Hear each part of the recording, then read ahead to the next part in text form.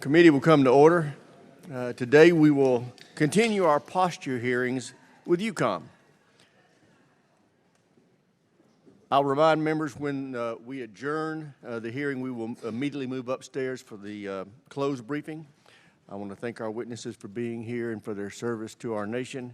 The United States is moving into an era of unprecedented danger. We've heard from the commanders of SOUTHCOM, AFRICOM, CENTCOM, and INDOPACOM. They each raised grave concerns about how China, Russia, Iran, and North Korea are working together to reduce America's global influence, harm our alliances, and undermine our national security. Nowhere is that more apparent than in Ukraine. Iran and North Korea are arming Russia with deadly effect. In return, they are receiving advanced technologies and other illegal aid from Putin. And while China has not yet provided weapons to Russia, Xi is providing Putin critical economic and security assistance. This includes dual-use materials and components for weapons. Kim, Xi, and the Ayatollah are eagerly aiding and abetting Putin's brutal invasion of Ukraine because they know a Russian victory there will seriously undercut the credibility of American deterrence and leave our security partners exposed. It is the green light these despots have been craving for decades. A Russian victory will embolden Kim, Xi, and the Ayatollah to confront South Korea, Taiwan, Israel, and ultimately the United States in new and fatal ways. And I fear Putin will use a victory in Ukraine as a springboard to invade Eastern Europe. We can't let that happen. We must restore American deterrence. It starts with this administration finally articulating a winning strategy. Since the start of the war, President Biden's Ukraine policy has been plagued by hesitation. Every major weapons system the United States has provided, from Stingers to Abrams to ATACMS, only came after serious congressional pressure, and it usually arrived months late and in insufficient numbers. The president's hand-wringing has only prolonged the war and driven up cost in terms of dollars and lives. Meanwhile, the U.S. sanctions have failed to make much of a dent in Putin's war machine. The president should use the billions frozen in Russian assets to support Ukraine, and he should arm Ukraine at the speed of relevance. But in order for that to happen, Congress needs to pass the National Security Supplemental. If the United States is unable to send additional weapons to Ukraine, Putin will win. And I would remind my colleagues that nearly all the money we're spending to arm Ukraine doesn't leave this country. It goes directly to U.S. companies and American workers to produce more weapons at a faster pace. This funding is revitalizing our defense industrial base after decades of atrophy. It's exactly what we need to do to prepare for a potential conflict with China. But we can't do it all. The president needs to force our European allies to do more. While the UK, Poland, and the Baltic states and the Czech Republic are punching well above their weight, there are some European countries that can and must do more. We all want this war to end, but that can't happen if the West hedges. If Putin thinks he can win, he won't come to the bargaining table. The quickest way to end this conflict is to strengthen Ukraine's negotiating position by ensuring they are well armed and well supplied. I look forward to working with my colleagues to do just that. Finally, last week marked the 75th anniversary of the founding of NATO. NATO has been enormously successful at keeping America and our allies secure and providing the deterrence necessary to avoid another world war. But as we enter this new era, where China, Russia, Iran, and North Korea are working together to flaunt international laws and destabilize whole regions, NATO needs to broaden its focus. It needs to secure its supply chains and reduce its dependency on China and Russia for goods and energy. And all NATO nations must meet their requirement to spend at least 2% of their GDP on defense. With a war raging in Eastern Europe, it's entirely unacceptable that a dozen nations are still falling short. When NATO meets in Washington this summer, the president should demand these nations present a clear plan on how they will meet the 2% benchmark as soon as possible. Every member state needs to fulfill its commitment because now more than ever, we need a strong NATO. I look forward to our discussion today and hearing from our witnesses about their security posture in Europe. And with that, I yield to my friend and colleague, the ranking member. Thank you, Mr. Chairman. I agree with almost all of what the chairman said, particularly about the importance of NATO and the importance of the fight in Ukraine. I definitely look forward to hearing from our witnesses who are very well positioned to update us on the specifics of that fight and on the alliance that is pushing back against Russia's invasion of Ukraine. And I will just, right off the top, foot stomp the point. You know, the House has waited months now to approve the security package to help protect Ukraine. You know, weeks ago we were too late. And now every day is at an extreme cost to our ability to deter Russia in Ukraine, but as the chairman correctly pointed out, to deter the whole broad alliance that is trying to basically, you know, tear down the international rules-based system. All of that pushes them forward. So we have the bill, the Senate bill, that we can pass. I would urge every member of this body to ask the Speaker and implore the Speaker to bring that up for a vote. It would pass the House and be signed by the President in short order. All we need is a little democracy. Give us the chance to vote on that bill so that we can give Ukraine the help that they so desperately need. Would love to get an update today from our witnesses about the fight in Ukraine. You know, my personal opinion is that Ukraine is in a strong position to stop Russia where they are if we give them the help. And this is where I have a tiny little bit of disagreement with the chairman's remarks. I think the Biden administration has been very clear on their policy from day one, which is defend Ukraine, make sure that we maintain a sovereign, democratic Ukraine while not stumbling into World War III with Russia. And that second goal is not irrelevant, okay? Making sure that that didn't happen is an important part of the policy because that would make everything vastly worse. It is not simply a matter of we're going to war with Russia no matter what. There are very complicated calculations to make sure that we don't stumble into that broader war, which would definitely jeopardize our interest and the world's interest, which means that taking some care in how we do that was actually a very smart policy. But even with that, if we go back to February of 2022 when the war started, the assumption was it was over. There was nothing Ukraine could do. Russia would take them out in a matter of weeks. The coalition that was pulled together in large part by this president and by this administration that built a 50-nation strong coalition to support Ukraine is the reason, part of the reason, the other part being Ukraine's incredible courage and ability to fight, that was stopped. I think we need to recognize that. We also need to recognize the other point, and I'll get back to agreement with the chairman at this point, that if we walk away from that mission, that will undermine our ability to build the alliances that we need to confront all elements of this, not just Putin, but China and Iran and North Korea and Hamas and Hezbollah and all the groups that threaten us. So you can't say, well, we need to walk away from Ukraine because China's more important. If China's more important, that just emphasizes the fact that we should not walk away from Ukraine as we go forward. The other piece that I'm interested in both of our witnesses' thoughts is on the sanctions piece. You know, part of the reason that sanctions have not been as effective as we would have liked is because China, in particular, has been there as an economic backstop, but not just China. Other nations like India, South Africa, Brazil have continued to do business.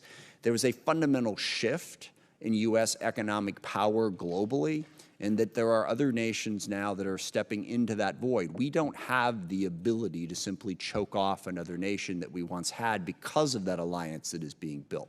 And I think that means that we should start thinking about, well, how do we deal with that? What is a new strategy to recognize that we are definitely in a competition now for economic primacy in the world, and how do we best confront that competition? I'm worried that we overly rely on sanctions, certainly not in this case, not where Russia is concerned, but in a number of other cases that push nations across the globe away from us and into the arms of China and Russia. Which only further weakens our ability to hold Russia to account for this war. But let me close where I started, and that is the importance of Ukraine. Ukraine can, in fact, win. They can maintain a sovereign democratic Ukraine and stop Russia, but only if we help them. And the implications of that, certainly for NATO more broadly, are profound. So I urge the Speaker again, give us that vote so that we can help Ukraine defend the interests that are important to us as well as to Ukraine and the rest of the world. And with that, I yield back. Thank you, Mr. Chairman. Thank the ranking member. Now introduce the witnesses. We have the Honorable Celeste Wallander, the Assistant Secretary of Defense for International Security Affairs, and also General Christopher Cavoli is the Commander of U.S. European Command. I welcome the witnesses. Ms. Wallander, we'll start with you. Thank you. Thank you, Chairman Rogers, Ranking Member Smith, and distinguished members of the committee. This is a great opportunity to testify, and I want to also thank you for the support of Congress and the committee to enable the Department of Defense's operations and posture in Europe. It is an honor to appear alongside General Cavoli. With its unprovoked invasion in 2022, Russia revealed its determination to revert to an international system that rewards aggression. In response to Putin's challenge and to ensure continued deterrence and defense of our collective security, the Department has enhanced its posture in Europe over the last 2 years. But we are not alone. I can report that our allies in Europe are sharing the responsibility for collective defense.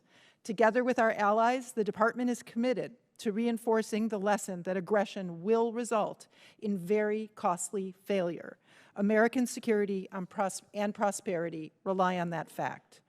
In Ukraine, our strategic goal is to see a sovereign, independent, economically viable, and democratic Ukraine emerge from Russia's failure, a Ukraine with the means to deter and defend itself against further aggression. Russian forces continue their assault in Ukraine's east and south and target civilians and critical infrastructure across Ukraine. Ukraine's defenses and its population will face devastation without additional U.S. security assistance to join with Europe's. With congressional support, we will strengthen Ukraine in forging a strong defense industrial base that provides Ukraine with its required capabilities and resilience. Meanwhile, we have organized our allies and partners into coalitions focused on key capability areas for Ukraine's Air Force, ground-based air defense, artillery, maritime security, armor, information security, information technology, demining, and drones. Through U.S. leadership of the Ukraine Defense Contact Group, we have provided more than $88 billion in security assistance to Ukraine. U.S. leadership is ensuring that Russia is bearing enormous costs as a result of its war against Ukraine. Russia has expended $211 billion to equip, deploy, maintain, and sustain operations in Ukraine, resources that Russia's limited economy ill affords. Russia's armed forces have suffered at least 315,000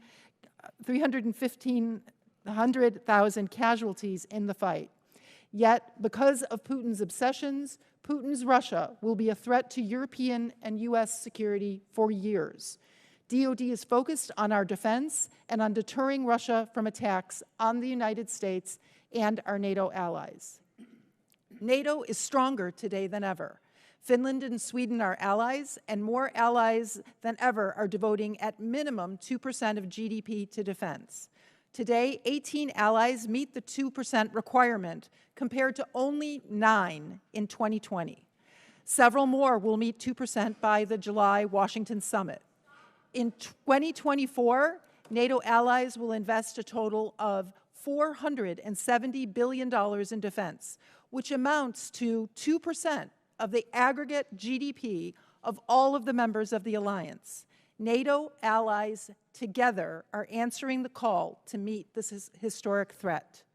The Department will continue working with allies to defend our countries and our freedoms throughout Europe, including on its eastern flank, those facing Russia, where American soldiers serve on the front line from Estonia, Latvia, Lithuania, Poland, Slovakia, Hungary, Romania, and Bulgaria. America will welcome our allies this summer for the Washington NATO Summit to celebrate the 75th anniversary of the signing of the Washington Treaty that established the NATO alliance, founded on freedom and democracy. There are also states beyond NATO's Article 5 umbrella threatened by Russia. Moldova recognizes the threat posed by Russia and is undertaking significant defense reforms. Moscow continues its occupation of 20% of Georgia's territory and maintains an unwelcome military presence in both Armenia and Azerbaijan. DoD works with all four to strengthen ties, build resilience, and advance Euro-Atlantic integration. I want to emphasize how important Congress is to achieving our strategic objectives in Europe and beyond. Your reliable, stable, and consistent support and funding are critical. Thank you for the opportunity to testify, and I look forward to your questions. Thank you, Dr. Wallander. General Cavoli, you're recognized. Thank you, Chairman. Chairman Rogers, Ranking Member Smith, distinguished members of the committee, it's an honor to testify before you today on behalf of the men, women, and families of U.S. European Command. I'd like to publicly recognize our service members' shared sacrifice, and I'd like to praise their devotion to the mission and thank you for your support of them. I'm lucky to be accompanied by Command Sergeant Major Rob Abernathy here today, who represents those men, women, and families, and I'm honored to testify next to Dr. Wallander. We're facing challenging times, to say the least, in the European theater. Russia's brutal, unprovoked war has ravaged Ukraine for over 2 years. Their forces are demolishing cities and are destroying innocent lives on a scale we have not seen since the Second World War. Moreover, Russia is turning to the People's Republic of China, Iran, and North Korea to sustain its campaign in Ukraine. These countries are forming interlocking strategic partnerships in an attempt to challenge the existing order. This is profoundly inimical to U.S. national interests. And Russia shows no signs of stopping, nor does Russia intend to stop with Ukraine. Russia presents a chronic threat. U.S. EUCOM has responded to this Russian threat by enhancing our deterrence posture across Europe. We have strengthened our eastern flank with rotational force deployments. We have expanded pre-positioned stocks, and we've modernized our infrastructure to enable rapid reception of reinforcing forces. We have demonstrated this capability to reinforce in all domains through dozens of multinational training exercises. So we're ready to defend, and this allows us to deter. And we have deterred Russia from attacking our alliance.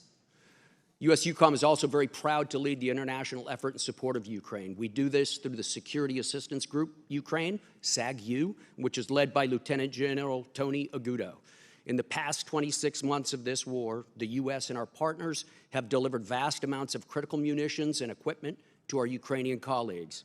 The SAG-U has facilitated a full range of training to promote unit readiness. We have ensured that Ukraine knows how to use their new equipment and knows how to maintain it. Nevertheless, Russia persists in its vicious campaign. And meanwhile, Ukraine remains almost entirely dependent on external support to stay in this fight. The severity of this moment cannot be overstated. If we do not continue to support Ukraine, Ukraine could lose. So our efforts are great, but in all of this, U.S. EUCOM is not alone. War in Europe has given our allies and partners clear purpose and unity, and they've seized the opportunity presented by this catastrophe. Over the past year, there have been profound changes in NATO. We have new war plans for the first time in 35 years. We have a new force model and a new readiness model. It makes more than 700% more European troops available to the Supreme Allied Commander, me, than just a couple of years ago. We have a streamlined and focused command structure. We have new authorities that give me the ability to respond to crisis in a timely manner. And European governments are backing these organizational changes with a concrete uptick in investment. In 2024, at least 20 nations are expected to meet the 2% of GDP defense spending mark. This compares to only 3 that did so in 2014. Continued U.S. leadership is essential, however. Our allies are stepping up, but they require and they hope for our continued leadership and example. By upholding our commitment to Ukraine and by demonstrating steadfast cohesion with the NATO alliance, we provide a clear deterrent to our adversaries. Should that deterrence fail, U.S. EUCOM, alongside our allies, is ready to fight and win. I thank Congress for your unwavering support to our servicemen and women, to our mission, to their safety, and to their well-being. Chairman Rogers, Ranking Member Smith, on behalf of the entire European Command, thank you again for this opportunity today. I very much look forward to your questions. I think the witnesses, I recognize myself for questions. General Cavoli, what would be the consequences for Ukraine, the United States, and NATO if Congress fails to, in a timely manner, pass the supplemental funding bill? Chairman Rogers, you know, I can't predict the future, but I can do simple math. And when I look at the supply rates, I look at the supply sources, when I look at the consumption rates, if we do not continue to support Ukraine, Ukraine will run out of artillery shells and will run out of air defense interceptors in fairly short order, Mr. Chairman.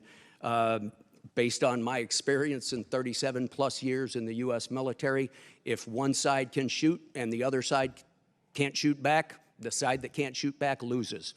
So the stakes are very high.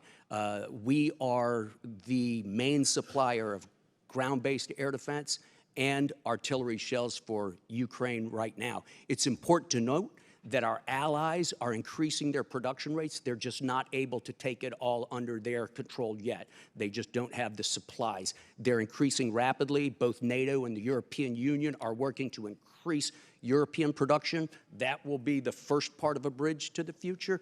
And then, meanwhile, we're all working with Ukraine to increase their organic production rates. They're already producing about 11,000 artillery shells a year and some other things, so we're bringing that up. But in the meantime, they're really dependent this year on us, Mr. Chairman, and without our support, they will not be able to prevail.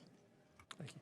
Dr. Wallander, some of our members are frustrated. They feel like the administration doesn't have a clear plan or objective in Ukraine. Could you articulate that for us? Thank you, Mr. Chairman.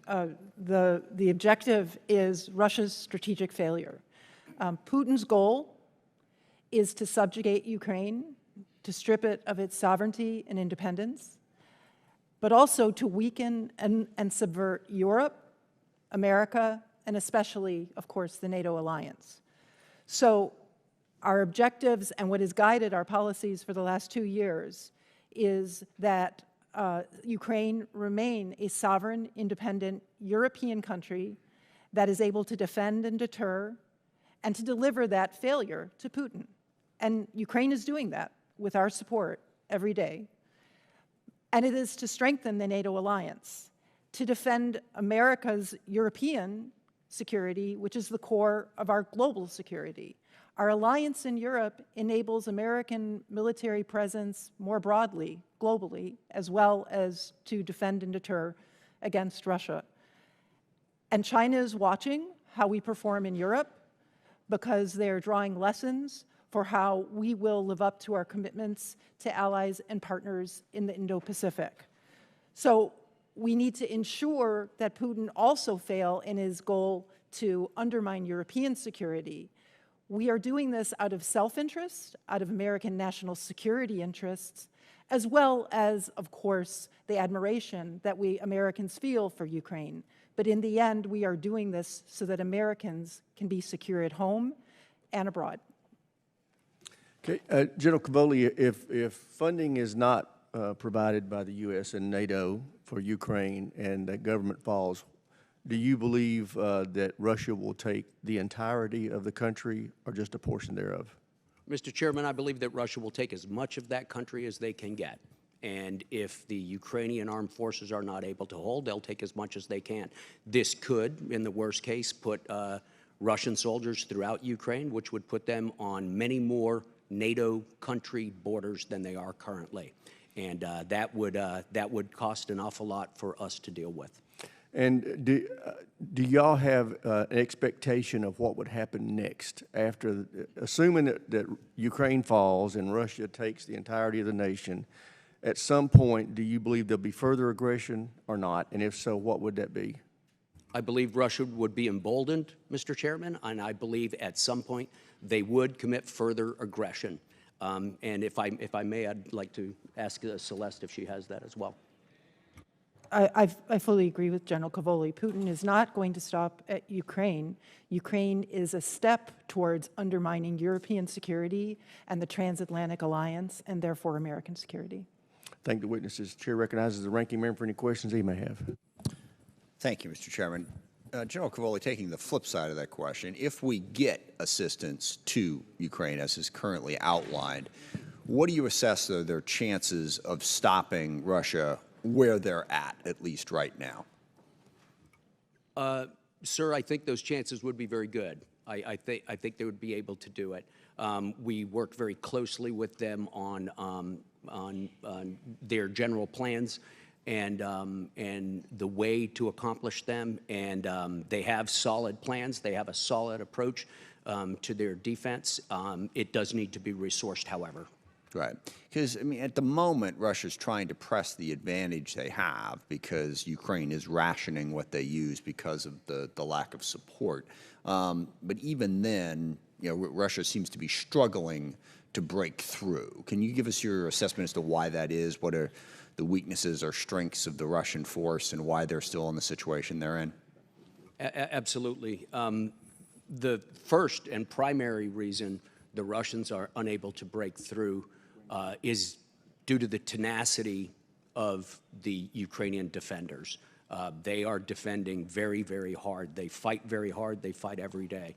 On the Russian side, the Russians are struggling to put together combined arms operations or operations at the battalion level, above the company level. It's very hard to aggregate very small unit actions into a larger offensive. They are trying. They're spending enormous quantities of materiel and enormous amounts of life to try to break through just by piling small attack after small attack. It has not worked so far, but in the end, numbers matter in warfare, of course, as you know, Ranking Member Smith, and those numbers, if we don't support Ukraine, will favor the Russians over time. Thank you. And Dr. Wallander, on a more difficult policy question, the other aspect of the Biden administration's policy here is to make sure that there was a sovereign democratic Ukraine. Yes, the Russia focus that you emphasized in your answer to the chairman's question is there, but we wanted to make sure that Ukraine was there. If we are able to get them support and we stop Russia where they're at, that, of course, is not the ultimate objective of Ukraine. Ukraine would like to take back all of the territory back to the pre-2014 borders. At the moment, that seems unrealistic. What would you say is the scenario and the administration's position on negotiations? So we get them the aid, we stop Russia so that Russia cannot achieve their maximalist goals. I see risk if at that point we continue, nope, we got to keep fighting because we got to get it all back. How do you have that very difficult discussion with Ukraine and also crucially with other Eastern European allies who are quite right? I mean, Ukraine should have, pre-2014 borders, but should, and what should happen isn't the same as what can happen. How do you handle that discussion to get to a peace in Ukraine? Thank you, Congressman Smith. First and most important is our policy is to fight, to preserve, to support Ukraine so that it is sovereign and can make its own choices. So we have to understand that in the end it is the Ukrainian people and their leadership who will decide how, whether, and on what terms they might be willing to negotiate with Russia. And it's very important to remember that. And we are supporting them in security assistance, but also economic assistance and other parts of the U.S. government so that Ukraine can be that sovereign country and have that decision and live to see that day. I do think there is a misconception that what Putin is after is territory. He's not after territory. He's not after Bakhmut or Avdiivka or even Odessa. He's after Ukraine. Yes. And so we have to understand that while there may be a negotiation over territory at some point, some territorial resolution, we have to be ready for the fact that that probably doesn't mean that Putin gives up on the goal to subvert Ukraine and through Ukraine, Europe. So we have to do both things. We have to support Ukraine in negotiations if it chooses to negotiate, but we must not be fooled into thinking that brings an era of peace and cooperation back to Europe. Well, any negotiation would have to make sure that there were clear security protections for Ukraine going forward. We could not simply rely on Putin's word that he would not go further. I completely agree with that. I yield back, Mr. Chairman. Chair now recognizes the gentleman from Georgia, Mr. Scott. Thank you, Mr. Chairman. Dr. Wallander, I have a tremendous amount of respect for you. I would tell you I disagree on the Odessa statement. I do think Putin wants Odessa. I think it gives him control of the economy of Ukraine, and that port is extremely important to him, and I think that he would like to charge a tax on everything leaving that port and give it to one of his oligarchs or keep a portion of it for himself. But my question gets to your statement about Russia's strategic failure being the Biden administration's goal. Certainly that's my goal. I want Russia to fail. I want Putin to fail. I want Ukraine to win. And you also talk about Russia's limited economy. But most numbers show that Russia's economy grew at a rate of 3.6% for 2023. Is that your understanding? Yes, and its inflation rate is 13%. Okay. So it's 13%? Inflation rate is 13%. Okay. But their economy is growing. And the Biden administration has looked the other way, while India, whose economy is also growing at a pace that's actually about 7%, has bought billions of dollars worth of oil from Russia in violation of the sanctions. Is it correct? I want to ask you about the opinion on the Biden administration. I will ask you, though, is it correct that India has purchased billions of dollars worth of oil in violation of the sanctions from Russia? India has purchased oil from Russia, yes. In violation of the sanctions? That would be a technical issue on whether they are paying more than the price cap, and I'm afraid I'd have to get back to you on that. Okay, fair enough. Congressman. As I said, I respect you. I'm not trying to play gotcha here, but my concern is that there are things the Biden administration could do that would hurt Russia's economy, and they have not done it.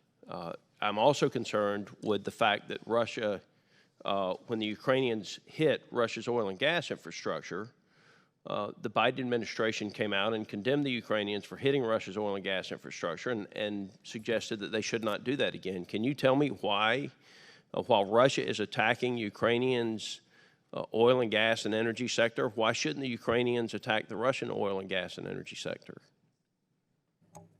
The issue on attacking critical infrastructure is when those are civilian targets, we have concerns because Ukraine holds itself to the highest standards of observing the laws of armed conflict, and that's one of the elements of being a European democracy.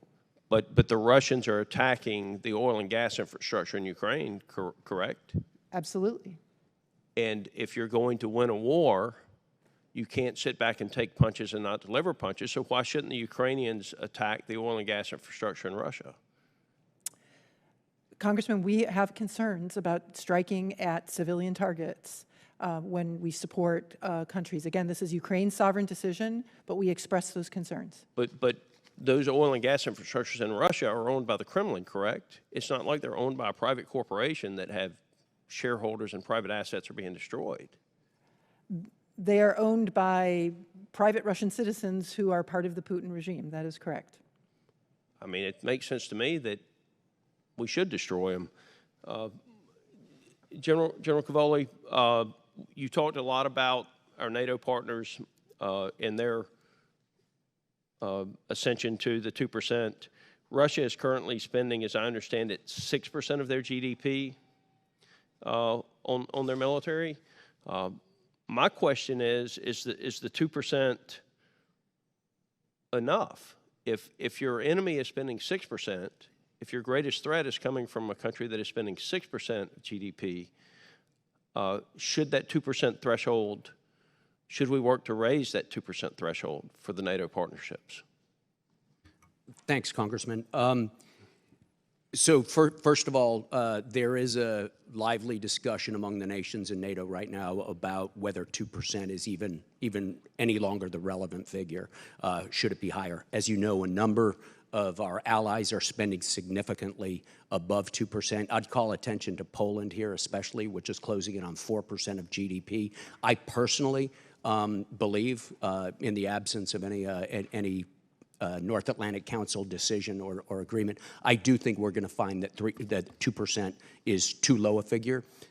We have plans that have driven force structure requirements that nations are now going to be asked to build towards. So there's a blueprint, there's a shopping list for that 2%, and I think we're going to find the 2% goes pretty quickly, Congressman. Gentleman's time's expired. Chair, and I recognize the gentleman from Connecticut, Mr. Courtney. Thank you, Mr. Chairman. And again, just want to join the chairman and the ranking member in terms of the urgency of getting this supplemental assistance package voted on. Again, I think it's important to remember that the vote in the Senate was 70 to 28, which, in this polarized environment, that sends a very strong, confident message that the votes will be there in the House if we take this measure up, and hopefully we could do it tonight. There is a discharge petition that's actually been filed to force a vote, and it's just shy of 200.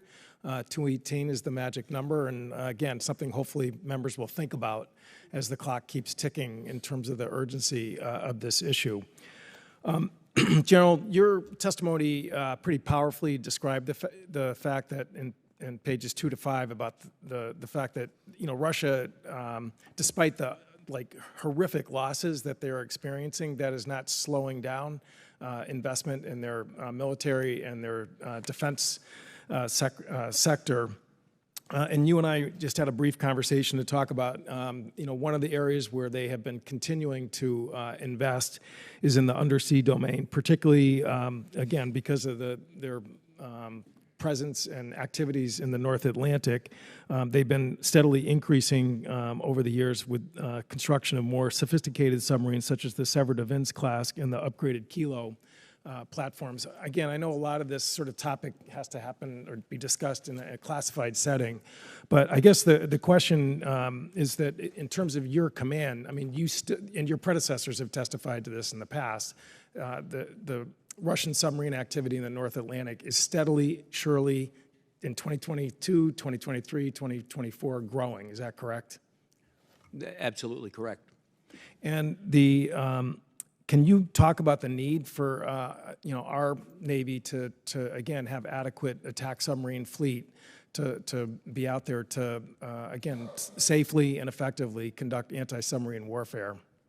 Yes, Congressman. Thank you for the opportunity, in fact, because I think it's an extremely important topic. We absolutely have a need for a strong undersea warfare capability. As you pointed out, the Russian losses in Ukraine have been primarily in the land domain. We do not see significant losses in the air domain, especially their long-range and strategic aviation fleets. Other than the Black Sea Fleet losses, we see no losses in the rest of the Russian Navy fleet. And in the rapidly modernizing nuclear forces, we see continued investment and heightened level of activities, underwater especially. So our ability to handle that depends on a number of different things, but one of the primary things it depends on is our attack submarine fleet. And we have requirements that I share with U.S. NORTHCOM to defend the United States against the threat posed by Russian submarines, and we can always use more submarines to pursue that threat, sir. Absolutely. So to just put it more, bluntly, I mean, your requests in terms of requirements are not met in terms of what is available in terms of the missions. My requirements exceed what I am provided on a regular basis, Great. sir. Thank you. Again, you mentioned the Black Sea. Activities that are out there. I mean, in terms of people who are sort of have doubts about, Ukraine's commitment to stay in the fight here, I mean, it actually has been just, in my opinion, an underplayed success in terms of how they have, with no Navy, really been able to inflict incredible losses. 20% of the Black Sea Fleet was the latest number I saw. And can you just sort of comment in terms of, that sort of signal that they're in the fight and there is a plan? Absolutely. It's easy sometimes, I think, Congressman, for us to stare at the fight on the land and think that it represents the totality of the situation. It does not.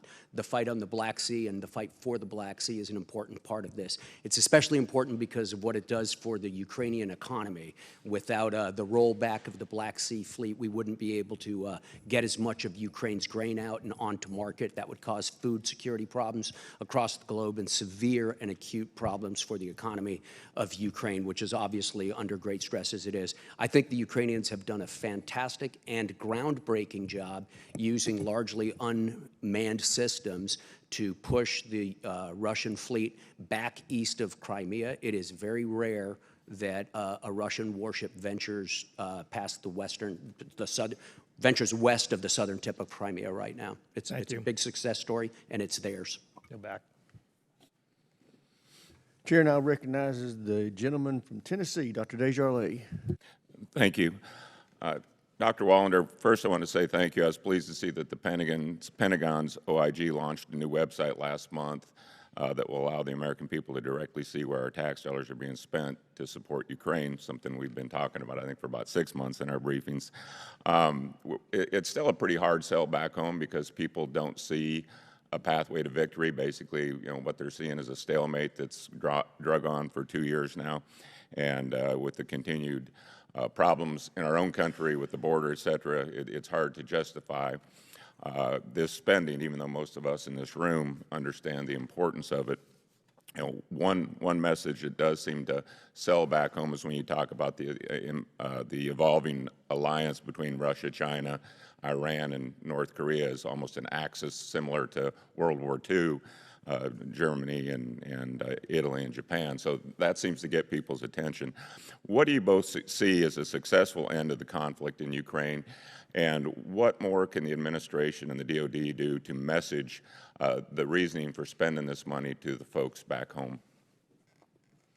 Thank you, Congressman. In addition to the strategic objectives that I already identified on as Ukraine remaining a sovereign, independent European democracy, let me clarify that we are also supporting Ukraine to put it in the best possible position should Russia want to negotiate an end to the conflict on Ukraine's terms. In order for Ukraine to be in the driver's seat in any negotiation, they have to have the advantage. And the military and security assistance support that we've been providing to Ukraine has given them significant advantages, including controlling most of their Black Sea coast, as General Cavoli pointed out. So those are the stakes, and the answer also has to be that constituents need to understand that of the $60 billion in the supplemental that was requested, $48 billion of that goes to American industry to either replenish U.S. stocks or to procure for the longer term, and to support General Cavoli's forces in Europe who are working to defend and deter. So that is money going actually to American companies and to American citizens to support the work that they are doing for European security. Okay. And I think that's a message the president should deliver directly to the country. I've said that before, and I still think that, you know, they're not getting that message. I hear and understand what you're saying, and I think it would help to hear that. I wanted to get both your opinion on Secretary Blinken's announcement last week that Ukraine will become a member of NATO sooner or later. Seems like a pretty provocative remark, and I want to see if you had any response to it. U.S. policy since, I believe it was 2008, has been that Ukraine will be a member of NATO someday, and we have focused our bilateral relationship as well as the work we do with NATO allies to bring Ukraine up to the standards of not just NATO membership, but EU membership, because that's the aspiration of the Ukrainian people. They've elected leaders again and again who have promised to keep Ukraine on that path. So that Secretary Blinken was reiterating a longstanding bipartisan policy. Okay. Well, if memory serves, just 2 years ago, that was a major red line for Putin. If Ukraine entered NATO, the escalation could go way beyond Ukraine. At least that was his threat, and one of the reasons that I think even Zelensky said Ukraine does not want to be a member of NATO, or at least at that time. So it just seems antithetical in a way to throw that out there right now while we're trying to secure peace and or victory in Ukraine. You know, maybe that's something that should have happened 2 years ago in hindsight. Who knows? But it just seemed pretty bold. General, did you have any opinion on that? No, not with regard to U.S. policy, Congressman. I would just add from a NATO's perspective, NATO's agreed policy among the 32 nations is that when the time is right and all allies agree, Ukraine will become a member of the alliance. But those two conditions are an important part of NATO's position, and they have not been met yet. Okay, I yield back. Chair now recognizes the gentleman from California, Mr. Garamendi, for 5 minutes. Thank you, Mr. Chairman, and a personal thank you to you for your strong statement about the necessity of passing the supplemental bill. Your leadership and the colleagues, all of us on this committee, play a critical role in getting that done. And my question really goes to General Cavoli. In your written statement, you continue to use, quote, despite its military evident deficiencies, dysfunction, Russia continues to pose an existential threat to Ukraine. Ukraine cannot sustain the fight alone. The United States, our allies and partners, must continue to provide Ukraine with munitions, weapons, and material. How dire is the situation in Ukraine, and what is the role of the United States not providing support to that dire situation, if in fact it is dire? Thank you, Congressman. The situation is extremely serious. The best way to think about this is in terms of what are the specific things that Ukraine needs. Our allies provide for some of those things, right? For instance, tanks. 90%, more than 90% of the tanks that have been given have not been given by the United States. They've been given by allies. They're sustained by allies. 100% of the fuel, the petroleum products that Ukraine needs have been provided by allies, not by the United States. But there are two places where the American contribution is critical. They're in the provision of artillery munitions and interceptors for air defense. Those two things also happen to be the most critical things on the battlefield. The biggest killer on the battlefield is artillery in most conflicts, but in this one definitely. And should Ukraine run out, they would run out because we stopped supplying, because we supply the lion's share of that 155. Likewise, the air defense interceptors, sir. Russia launches very large-scale attacks every few days, keeping with their production rate, what we believe their production rate to be. They produce, they save up, they launch a big attack. Those attacks would absolutely cripple the economy and the civil society as well as the military of Ukraine if they were not defended against. Without U.S. provision of interceptors, that will happen. And in closed session, Congressman, I'd be delighted to talk to you about the exact consumption rates and exactly how long I would predict things could go on without a supplemental. I think it's extremely important that in an open session, we fully understand the critical situation and the time frames associated with it. To the extent that you can describe it, you've already described it as an existential, dire threat without the United States munitions, 155s and air defense. Plow that field another time. If you want to restate it, restate it. It's absolutely critical that this Congress and the American public understand the situation. So say it again if you need to, and Ms. Wallander, if you would also chime in here from your perspective. Just 2 points to reinforce this. We are already seeing the effects of the failure to pass the supplemental. The Ukrainians are having to use less artillery. They're having, the Russians have made some advances, and they're having to decide what to defend, and that's why the Russian attacks are getting through and really harming the Ukrainian electricity grid. So we don't need to imagine, we're already seeing it. General? So the Ukrainians have been husbanding their shells in anticipation of the supply running out, Congressman. They have been rationing them. They are now being outshot by the Russian side 5-1. So Russians fire 5 times as many artillery shells at the Ukrainians, then the Ukrainians are able to fire back. That will immediately go to 10 to 1 in a matter of weeks. We're not talking about months. We're not talking hypothetically.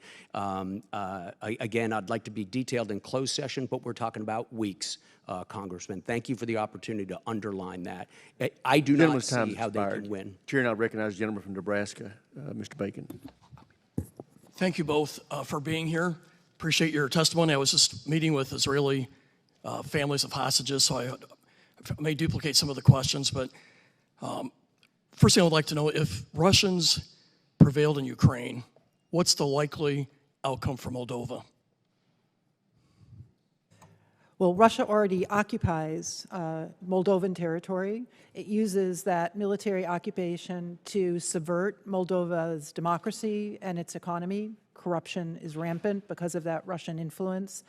And Moldova is very much, in Russian policy, unfinished business. They've been limited by being able to control more territory because Ukraine stands between Moldova and Russia, but Moldova ranks high as part of Putin's unfinished business. It stands to reason if Ukraine falls, Moldova will be next. Also, Russian leaders have been threatening the Estonia prime minister, the Latvian prime minister. In fact, a leader in the Kremlin called them fake states. How much threat will the Baltics be under if Ukraine falls? Again, Russian nationalists and Putin themselves are very public and clear that they believe that the status of the Baltic states as former elements of the Russian Empire remains unresolved, and that is business that they intend to get to.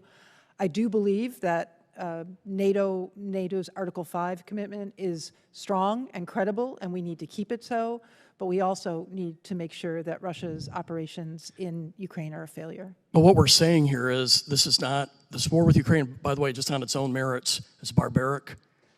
Russia's invading a country that was independent, wanted to go towards the West, wanted to go to free markets. Was an unprovoked invasion by Russia, so it's bad in its own right. But this war with Ukraine is not just about Ukraine. Would you agree? I absolutely agree with you, sir. Well, thank you. I am the Baltic Security Chair. I'd like to maybe ask General Cavoli if you could talk a little bit about what we're doing there. I know we're trying to get better air defenses. We're trying to get more a division equivalent there, but could you give us an update how we're doing? Because I think it's very much in our national security interest to have a deterrence in the Baltics.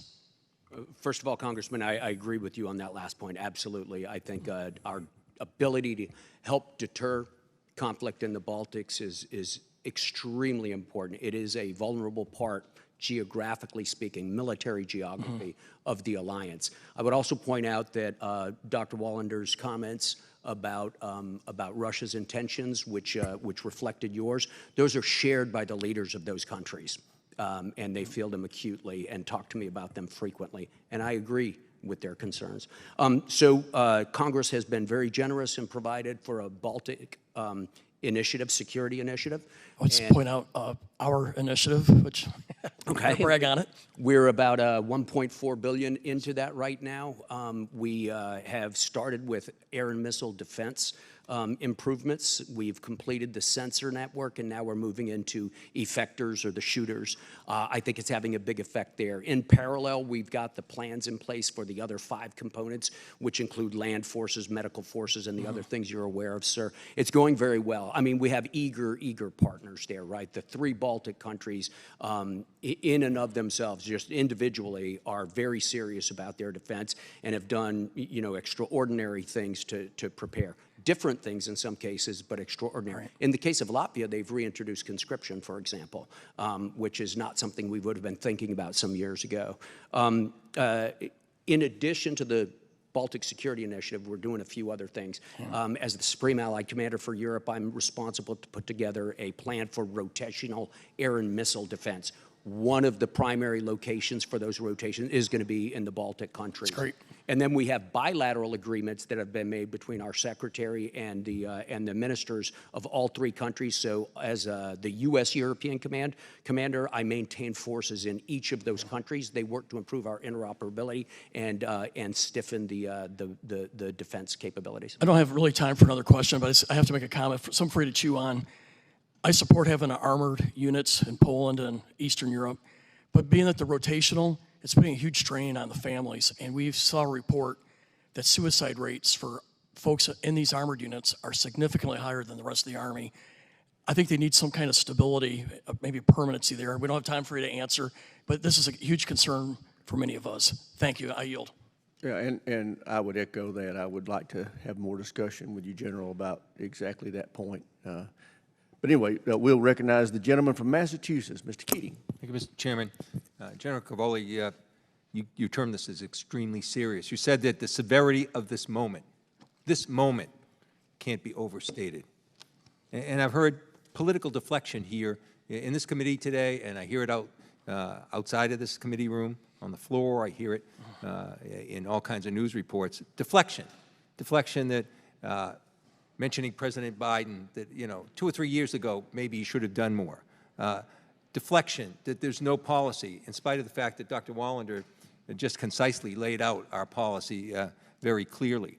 Deflection that Europe's not doing enough, and why should we do anything if they're not doing enough when we know that the GDP of European countries is greater than ours committed to this. We know that a new NATO country like Finland is committed to 10 years of their fight against Ukraine. We know even that historically Germany, for the first time since World War II, is deploying troops right in Lithuania, something that you wouldn't believe was possible even a year ago, to put a line of defense up against Russia's aggression. And we've heard the name Biden again, yet we're here right now in this Congress with our responsibility, and one person is holding this up. One person is holding up a huge bipartisan supported package in the Senate, supported by the President and the administration, supported by the majority of people in this committee across the aisle, and I think around close to 300 members on the floor. One person. But I have never heard the name Speaker Johnson invoked once. Not once. The person that's holding this up. Not once. And I hope through the committee that we'll hear that name, because he is holding this up. And we need action right now, which you've made very clearly. One thing I want to extend is the idea that China is looking. China is doing more than looking right now. Chinese have entered an agreement with Hungary, led by President Orban, who the former president praises and emulates, inked an agreement to allowing Chinese police to patrol the streets of Hungary, a NATO country. China's helped rebuild Russia's defense industrially and economically and militarily, has helped them in this war, providing non-lethal assistance in drones and computer chips, and increased imports in Russian goods by 12% last year. China's no-limit partnership has been parroting Russian disinformation about Ukraine. And several European ports have been entered into agreements with China's National Transportation Logistics Public Information Platform, where they present a risk, I believe, to U.S. and NATO allies that use these European ports to ship military equipment throughout the region. So all these things are real, and we do nothing here in Congress, when we can do the one thing that would be the most important thing at this moment that's so serious. Just want to comment for those, too, that don't recognize the threat to the rest of Europe in terms of the Russian aggression in Ukraine. And that's the fact that just a few weeks ago, Belarus began military exercises on its border. Belarus, the ally of Russia in this, the proxy of Russia in this, they began military exercise on the border, not just with Ukraine, but with Lithuania and Poland. So I'd ask about the significance of this, and to emphasize once again what the threat is to the rest of Europe here, including with this recent military exercise, 2 NATO countries where we have an Article 5 commitment, a commitment that Europe and our rest of our allies came to our call after 9/11 to do everything we can, including deploying troops on the ground, U.S. troops on the ground, if you could. Thank you, Congressman. Yeah, so if Belarus is an extension of Russia and its military is an extension of the Russian military, that closes the gap between the Russian armed forces and NATO. And that presents additional problems in terms of time, space, in strictly military terms. Our allies there realize that. Our allies, when faced with the weaponization of immigration last a couple of years, both state-sponsored pushes of migrants across the border into Poland, into Lithuania, both responded by fortifying the border and closing the border with Belarus. So relations with Belarus are going in the wrong direction, and it's because of Russia, and it does have military complications. Beyond that, perhaps Dr. Wallander has something to say. Thank you very much. I yield back. Mr. Moreland, you're recognized for 5 minutes. Thank you, Mr. Chairman, and thank you, General, for your leadership and working with our NATO allies. It's a lot of coordination to do, but obviously you're asking us to continue to support, which I absolutely do. Our allies, of course, are important in our future battles as well. And General, my first question regards just that and NATO's responsibility and what they're able to do for future battles. Specifically, as we look at Guam, Hawaii, and other U.S. Pacific Island territories who are not covered under Article 5 of the NATO chapter, meaning if these jurisdictions were attacked, NATO allies would not be obligated to defend the United States. Now, while many countries have vowed to defend the U.S. in the Pacific, what assurance can EURCOM give to my constituents in Guam regarding their relationship to NATO? Thanks, Congressman. First, a little bit about the coverage of the North Atlantic Treaty, or the Washington Treaty, as it were. Article 6 lays out what the boundaries are that were agreed at the time and have been routinely updated over the years. It's north of the Tropic of Cancer is the first thing. That excludes French possessions in Polynesia, like French Polynesia. It excludes British possessions such as the Pitcairn Islands, and it technically excludes Guam. However, that is changeable. It is amendable.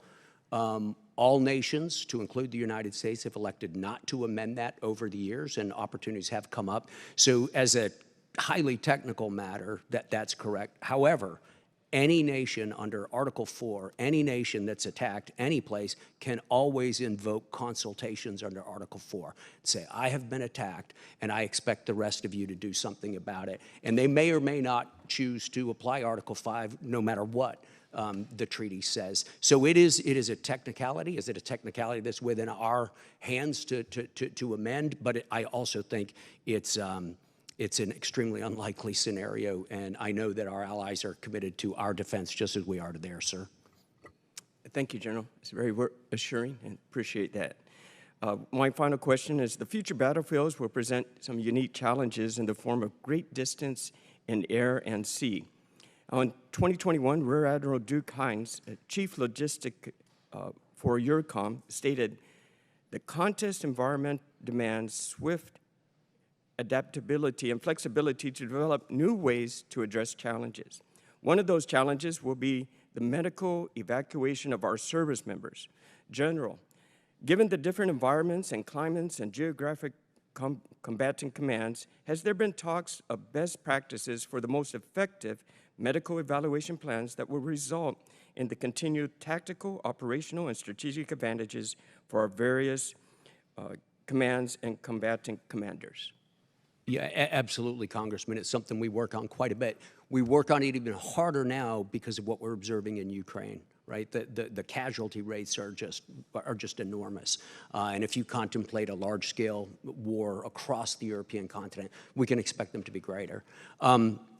So medical evacuation and casualty evacuation inside the European theater would necessarily and inevitably include civilian infrastructure. And we have coordination cells in NATO that help us do that.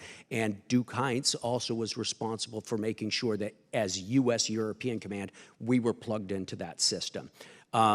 It is complicated because each country has its own national health system. Some don't have national health systems. So there's quite a patchwork to be put together. At the tactical level, I think, getting a casualty off the battlefield is something we're entirely capable of doing.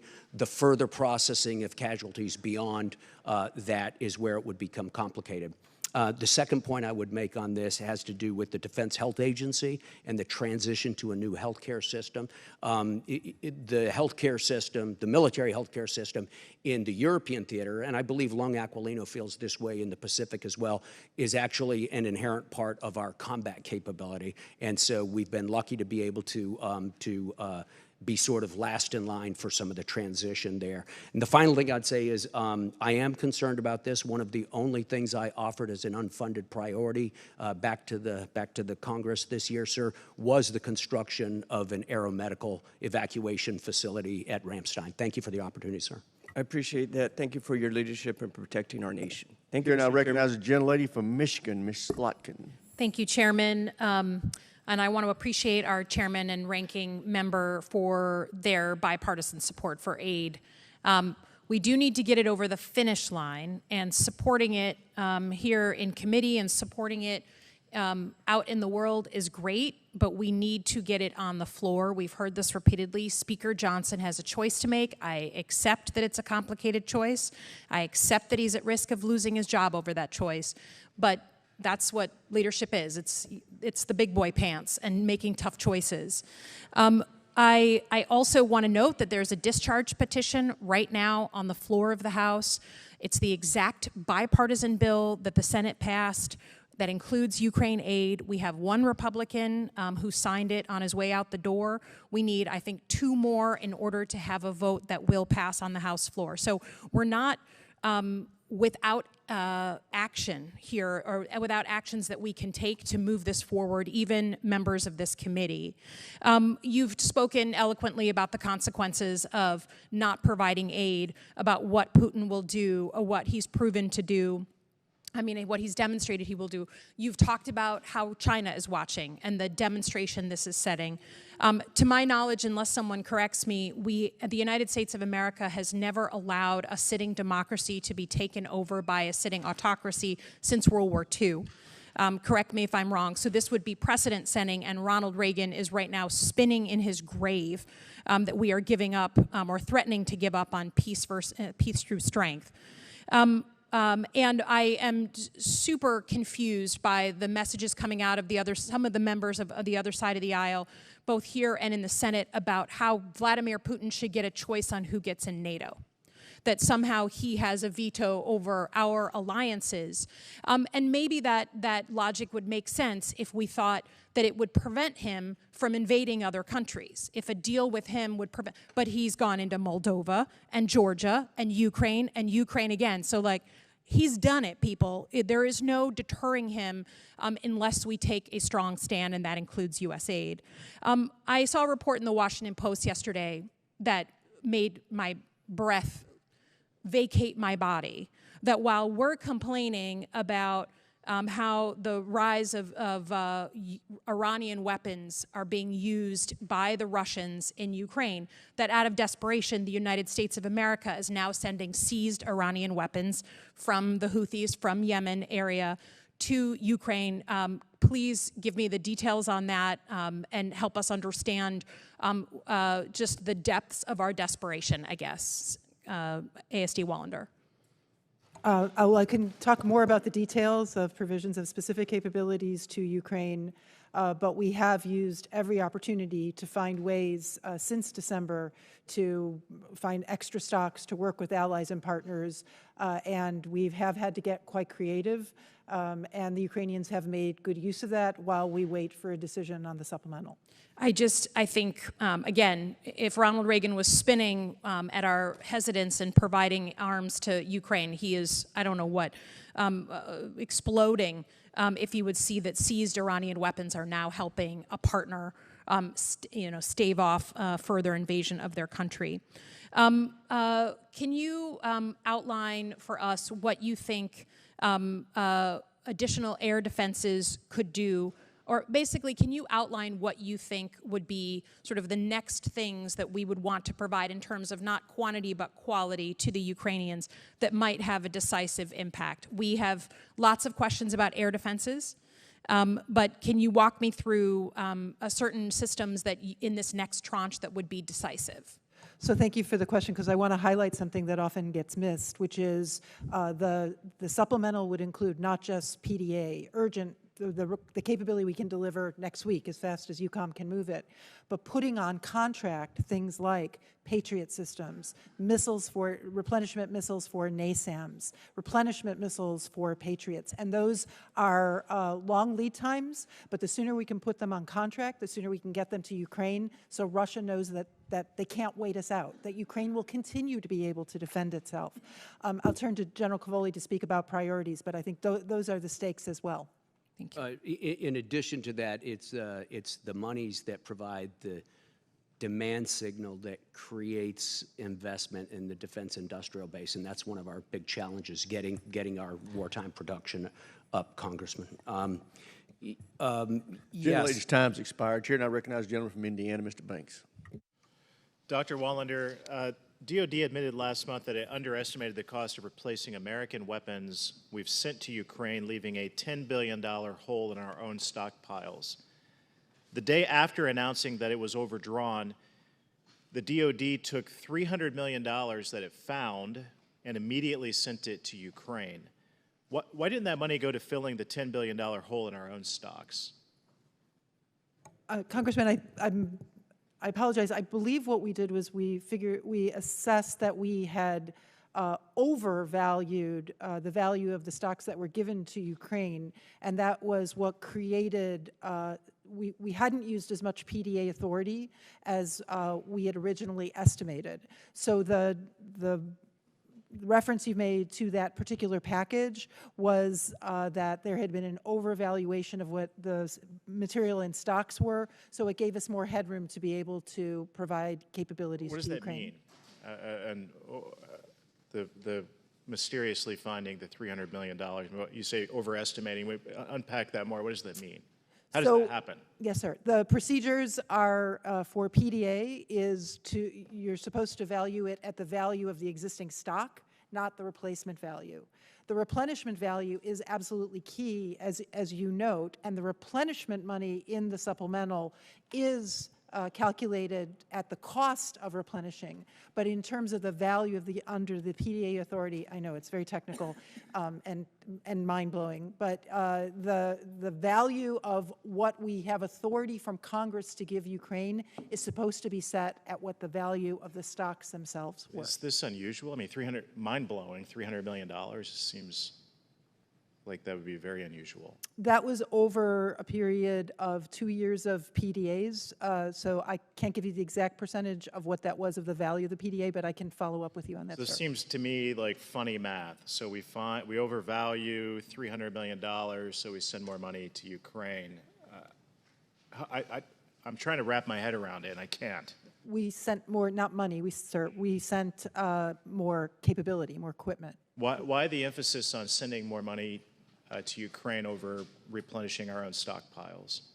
There is not, those go hand in glove. In replenishing our stockpiles, we need the authority and the appropriation from Congress for the replenishment funds, as well as the authority for the PDA drawdown. You seem to be more interested in sending our stockpiles to Ukraine instead of replenishing them here. I'm not trying to make a point, I'm just really confused by it. We find an extra $300 million, we shovel it to Ukraine. That, again, that was the authority, and it is matched by the replenishment money that Congress has provided us and that we need in order to be able to do more under the supplemental. So after you found this $300 million, as you said, mind-blowing is a great word for it, what did you do something to address that moving forward, that we're not going to find another, that the Pentagon's not going to mysteriously find another $300 million in extra money next year? I mean, how do you account for that moving forward? We do believe that that was a one-time opportunity that we were able to advance because of the waiting for the decision on the supplemental. We do not expect that there will be similar findings and savings. So a lot of the public is hopefully paying attention to this hearing today, and they hear about the Pentagon. I mean, the media covered this as well. Headlines about $300 million found at the Pentagon. I mean, is that embarrassing to you? I was relieved that we were able to provide capabilities to Ukraine. More money to do more for Ukraine, but the Pentagon mysteriously finds $300 million in extra money that we can give to Ukraine. I mean, is that embarrassing? I was relieved that we were able to find authority to be able to provide Ukraine with some artillery ammunition so that Ukrainian forces don't get overwhelmed on the front lines. Your colleagues said last year that it would be bad to send $650 million of U.S. weapons to Taiwan without cash to replace them. Do you think it's dangerous to send Ukraine $4 billion in weaponry without the funding? We would not send capabilities to Ukraine were it not for Congress passing appropriations for replenishment. I got to say, I mean, I lose trust in you and the Pentagon when incredibly mind-blowing $300 million is found and sent to Ukraine rather than replenishing our own stockpiles. It's really bizarre. I yield back. Chair now recognizes the gentleman from Massachusetts, Mr. Bolton, for 5 minutes. Dr. Wallander, I have a question about disinformation. You warn in your written statement that Russia's cyber and disinformation campaigns continue to threaten Euro-Atlantic security. We know that Russia has interfered in U.S. elections since at least 2016, and it's likely that Putin will ramp up disinformation campaigns as we move towards November's presidential election. Is Russia's disinformation machine trying to undermine U.S. support for Ukraine? Russia's disinformation machine is working not just in the United States to undermine support, but throughout Europe and indeed globally. And it is being magnified and picked up by disinformation operations in places like advanced by China as well. Is Russia's disinformation machine trying to undermine U.S. support for NATO? Russia's disinformation machine has been ramped up to undermine support for NATO, to try to raise doubts in Europe and in the United States about the value of the alliance to American security. So would you say that when Republicans echo these sentiments, trying to undermine support for Ukraine, trying to undermine support for NATO, they're essentially echoing Russian propaganda? I think it is extremely important to make sure that the American people know when they are being influenced by Russian disinformation, and exposing that disinformation is something that we work on in the interagency, not just DOD, but we work with state and with other agencies of the U.S. government, so Americans understand very clearly where that disinformation is coming from. Well, the Kremlin has made it very clear in a recently released trove of documents that they know exactly what they're doing in trying to get Republicans to support their cause. I'm also concerned about China's increasing willingness to conduct disinformation and electoral interference campaigns against the U.S. General Cavoli, how is China coordinating with Russia to spread disinformation throughout the U.S. and Europe? Congressman, China coordinates both in general terms, that is sort of echoing and sort of spontaneously echoing. They echo each other's messages in that regard. And we also believe that there's some specific coordination, and in closed session, I think we could discuss the specifics of that. But your general point, I think, is absolutely correct. This is a concerted effort, and it's not a single nation doing it. No, I mean, I want to be clear so everyone understands. Russia has a clear policy of trying to get conservative elements in the United States to trumpet their propaganda, and they're coordinating with China on this propaganda. So some members of Congress are becoming mouthpieces for Russian and essentially Chinese propaganda in the United States. I want to turn to a few lessons learned from Ukraine. The conflict is providing an important insight into ways that electronic warfare and drones are used on the battlefield, and obviously we have to learn from these examples. I mean, we've seen $5,000 drones take out $5 million tanks with ease. So, General Cavoli, what are some of the lessons that DoD is learning from the use and counter-use of drones and electronic warfare in Ukraine, and how are we quickly adopting those lessons for our own troops? The the Department of Defense and the services individually are very closely studying, what's going on in Ukraine through a variety of overt and not overt means, Congressman. We're studying it very closely at a technical level as well as at a tactical level. Drones do seem to be a feature of this war that is unexpectedly significant. I personally think that we have to be a little bit careful overdrawing conclusions about it.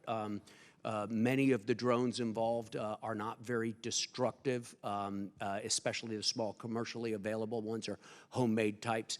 And we don't yet see them being able to, drones being able to replace concentrated artillery fire, for example. But it's a great supplement to what's going on. With regard to electronic warfare, a lot of it we're familiar with. We've waged electronic warfare in the past, and we know how to defend against it. But the quantity of it and the ubiquity of it across the battlefield is important. And we're working on a lot of technical solutions, Congressman. So, General, if I go and visit some of your troops training in the field, are they going to be training in an environment with a lot of drones and a lot of electronic warfare, or are they going to have a few token drones flying around? Yes, I think throughout the Army right now, especially in the Marine Corps, the ground forces, you would find a great deal of experimentation as well as rapid fielding of small drones across the force.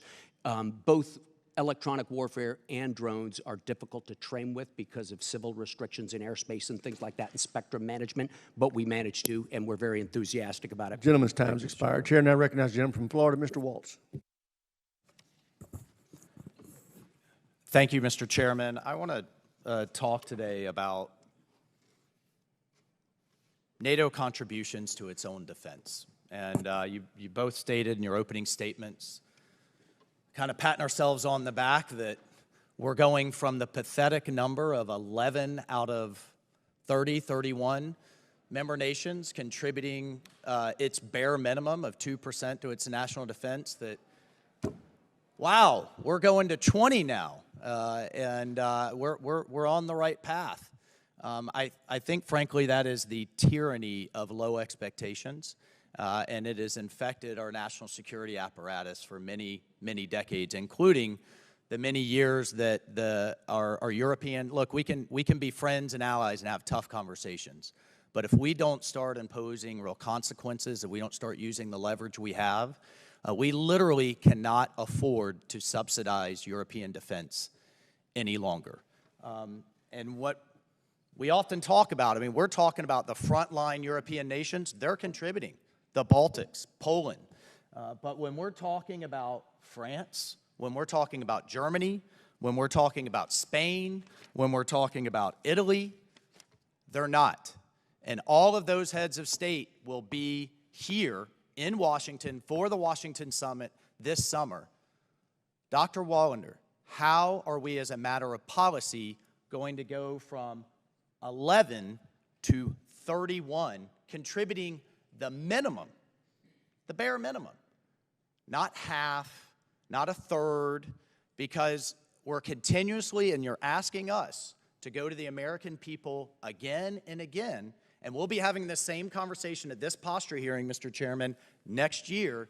American people, dig deeper in your pockets because European politicians can't and won't get their people to dig deeper in their pockets. A good deal for them. It's a bad deal for the American people. This is pathetic. Half. Half is what we're congratulating ourselves for? Do you think that's a good deal for the American people, Dr. Wallander? No, I fully agree with you. It should be 32. And we press What is and the work. administration's plan, aside from asking, to get them to do it? So the plan has already yielded improvement, and we can share with you the updated numbers. There are, as of today, 18 NATO allies who meet 2%, which is 14 too few.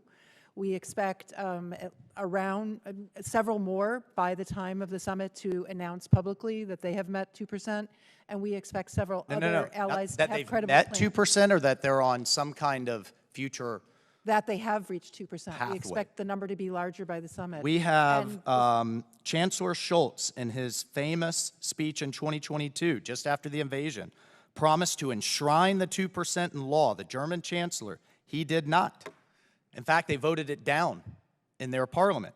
Italian Prime Minister Meloni promised in 2023 Italian defense spending would increase, saying, quote, freedom has a price. Italian defense spending is actually declining. Spanish Prime Minister promises by 2029, 2%. It'd have to double its defense budget. It's not. You know who is doubling their defense budget in relation to the threat? Japan is. Their prime minister is here. They're living up to their shared burden commitment. The European nations are not. Mr. Chairman, it's not only the defense spending. What they are giving is in horrible condition. I'd like to enter into the record, Ukraine rejects German Leopard tanks due to their poor condition. Without objection. In this article by Reuters, the tanks currently stranded in Poland constitute the second part of a large-scale supply of German Leopard tanks. By the way, these are the ones that they leveraged to give us to contribute ours. The tanks were retired from active service more than a decade ago. So our European allies are under-giving. What they are giving is often late.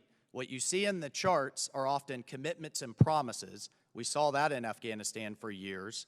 And then what they are giving late and too few is often in poor condition. Dr. Wallander, how are we going to get to 32? Will you commit to get us to 32 within the next 3 years? Is that possible? we will commit to work with those allies who have not met their commitment, their required commitment that they agreed to at Vilnius, and get to 32 one by one. Gentleman's time's expired, although he makes an outstanding point. Gentlelady from New Jersey, Ms. Sherrill, is recognized. Thank you, Mr. Chair. And it's really, I think, as we've heard today,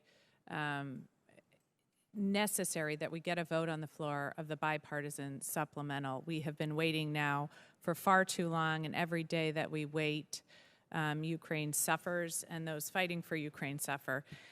And it's estimated that since Putin's illegal invasion of Ukraine, our allies and partners have actually committed around $44.3 billion to direct security assistance to Ukraine. In fact, as a percentage of GDP, the United States only ranks at 16 among all of the countries in NATO.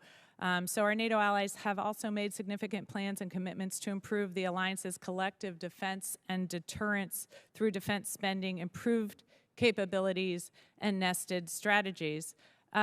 So we see many are, in fact, doing their part for the collective security of NATO and ensuring Ukraine maintains their right of self-determination. But Ukraine's running low on ammunition for essential artillery, air defense systems, and all while Russia's receiving shells from North Korea and Iran. So the Speaker has got to bring this vote to the floor. Time is of the essence, has been of the essence, and we must pass the supplemental. It is time for him to show true leadership, despite his own political concerns, and to really stop playing politics with this and start ensuring that Ukraine can effectively fight. Because our allies and partners have stepped up in the absence of U.S. support, but the United States is failing as a leader of the free world and a vanguard of democracies worldwide, and our adversaries around the world are taking note. So, Dr. Wallander, can you share your assessment of what the inaction of this legislative body will mean, not only for the survival of Ukraine, but also the dangerous precedent that this would set for the status of the United States as a leader for democracy to our allies, partners, potential partners, and importantly to our adversaries? Thank you, Congresswoman. We are viewed and greatly positively by Europeans for our leadership in the Ukraine Defense Contact Group. But unfortunately, the fact that we have been unable to provide capabilities to Ukraine since December, when the previous supplemental funds were used up, has created a challenge in our leadership of that group. Fortunately, Europe has stepped up in the 4 months since we have been unable to provide capabilities and have announced billions of dollars of additional security assistance. That's not enough, as General Cavoli has made clear, but we have worked with the Europeans and they have stopgapped us. However, they've stopgapped us in the anticipation that we will get that supplemental and we will get that capability for all the reasons that General Cavoli pointed out. They are unable to provide, especially the ammunition, the artillery ammunition, and the air defense interceptors that Ukraine requires. So we need to be able to do our part, because we haven't been doing our part in this collective support of European security through supporting Ukraine. Thank you. And General Cavoli, can you share your assessment of Ukraine's ability to defend their territory and airspace without this vital U.S. security assistance? Sure, Congresswoman. Their ability to defend their terrain that they currently hold and their airspace would fade rapidly, will fade rapidly without the supplemental, without continued U.S. support. And it will continue to fade until such time as somebody else is able to provide those munitions to the Ukrainians. As Dr. Wallander just pointed out, that production level is not in sight right now. We think it's at least months away, and that is why this is such an important time right now. That's why this is such an important time. Thank you. And I have to say personally, to see members of the Ukrainian military in my district seeking medical help who have lost their legs, who have lost their eyesight, who have been on the battlefield for hours and lost a leg because they simply didn't have an armored vehicle to come pick them up is devastating. And to think that as a foreign adversary to the United States of America attacks a democracy, that we might stand in the wings and not fully support this is offensive to this nation's traditional support for democracy around the world. Thank you. I yield back. Gentlelady yields back. Chair now recognizes the gentlelady from Michigan, Ms. McLean. Thank you, Mr. Chairman. And I would agree with my colleague that we need to stop playing politics. And I would agree with you, Dr. Wallander, but maybe not in the same perspective as you say. We haven't been doing our part. I take a little bit of offense to that. I want to talk about this article. U.S. urges Ukraine to stop attacking Russian oil refineries, the report says. In this piece, the U.S. government sources are said to be concerned with Ukraine targeting of Russian oil production facilities. Listen to this, because it could drive up gas prices. I quote, ahead of a knife-edge presidential election where prices at the gas pump are bound to be a contentious topic, this report seems to show that while the White House has incessantly demanded Congress pass additional Ukrainian funding, they are tying the hands of the Ukrainians for political purposes. And I agree, we need to stop playing politics. If the president truly cared about defeating Russia, he would be acting as a leader and not as a political hack worried about his next election. Mr. Chairman, this president has shown time and time again that politics are more important than our own national security. He is now giving Russia the green light to continue to destroy Ukraine. 6 months ago, this president said, October 10th, in his October 10th speech, he said, we stand with Israel, and we will make sure Israel has what it needs to take care of its citizens and defend itself. Now, the president has been threatening Israel if they don't stop defending themselves. On Iran, the president has chosen to side with their Iranian regime over all of our allies in the region. This decision has made the Middle East less safe, but American service members at risk, and given the regime room to provide deadly drones and munitions to Russia for their war in Ukraine. Again, the same war this president is demanding Congress provide more American tax dollars to. right? I take offense that we haven't done our part. Our southern border, the president chooses to play politics with our nation's security by opening the floodgates to illegal immigrants simply because President Trump had the border secured. I want to remind my colleagues what President Obama's Secretary of Defense, Robert Gates, said about the then Vice President Biden in 2014. I quote, "I think he's been wrong on nearly every major foreign policy and national security issue over the past 4 decades. A well-respected Secretary of Defense, a man who is held in high regards on members on both sides of the aisle, has said our president is always wrong when it comes to our national security." Mr. Chairman, I think it is imperative that this committee investigate whether President Biden is playing politics with the lives of Ukrainians and our NATO allies and the rest of the Western world. I ask unanimous consent to include the article in the record. Without objection, so ordered. And with that, I yield the balance of my time to Mr. Waltz. Dr. Wallander, we have statistics here that that our allies have contributed $44 billion in direct security assistance to Ukraine. And we've talked about the accounting differences in the Pentagon that have yielded $6 billion, $300 billion. What's the common accounting standard? Does NATO have a common accounting standard for how it's valuing its assistance? NATO does not have NATO doesn't organize or advance that security assistance. So it's conceivable that it could be overvalued as our equipment contributions were overvalued? The assessment of the value is provided by the countries providing the value of the equipment. So they could be using, I mean, we've got, 30 different countries. They could be using 30 different standards.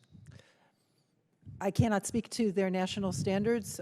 These are democracies. But they are accountable. You stated on the record in front of the American people, they're doing their fair share. We have figures saying they've contributed $44 billion. But you don't know how they're coming up to that $44 billion?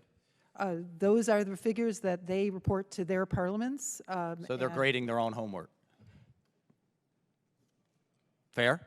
Yes, those are our allies, and when they report numbers, we take them seriously. We just take it at face value. We take them seriously.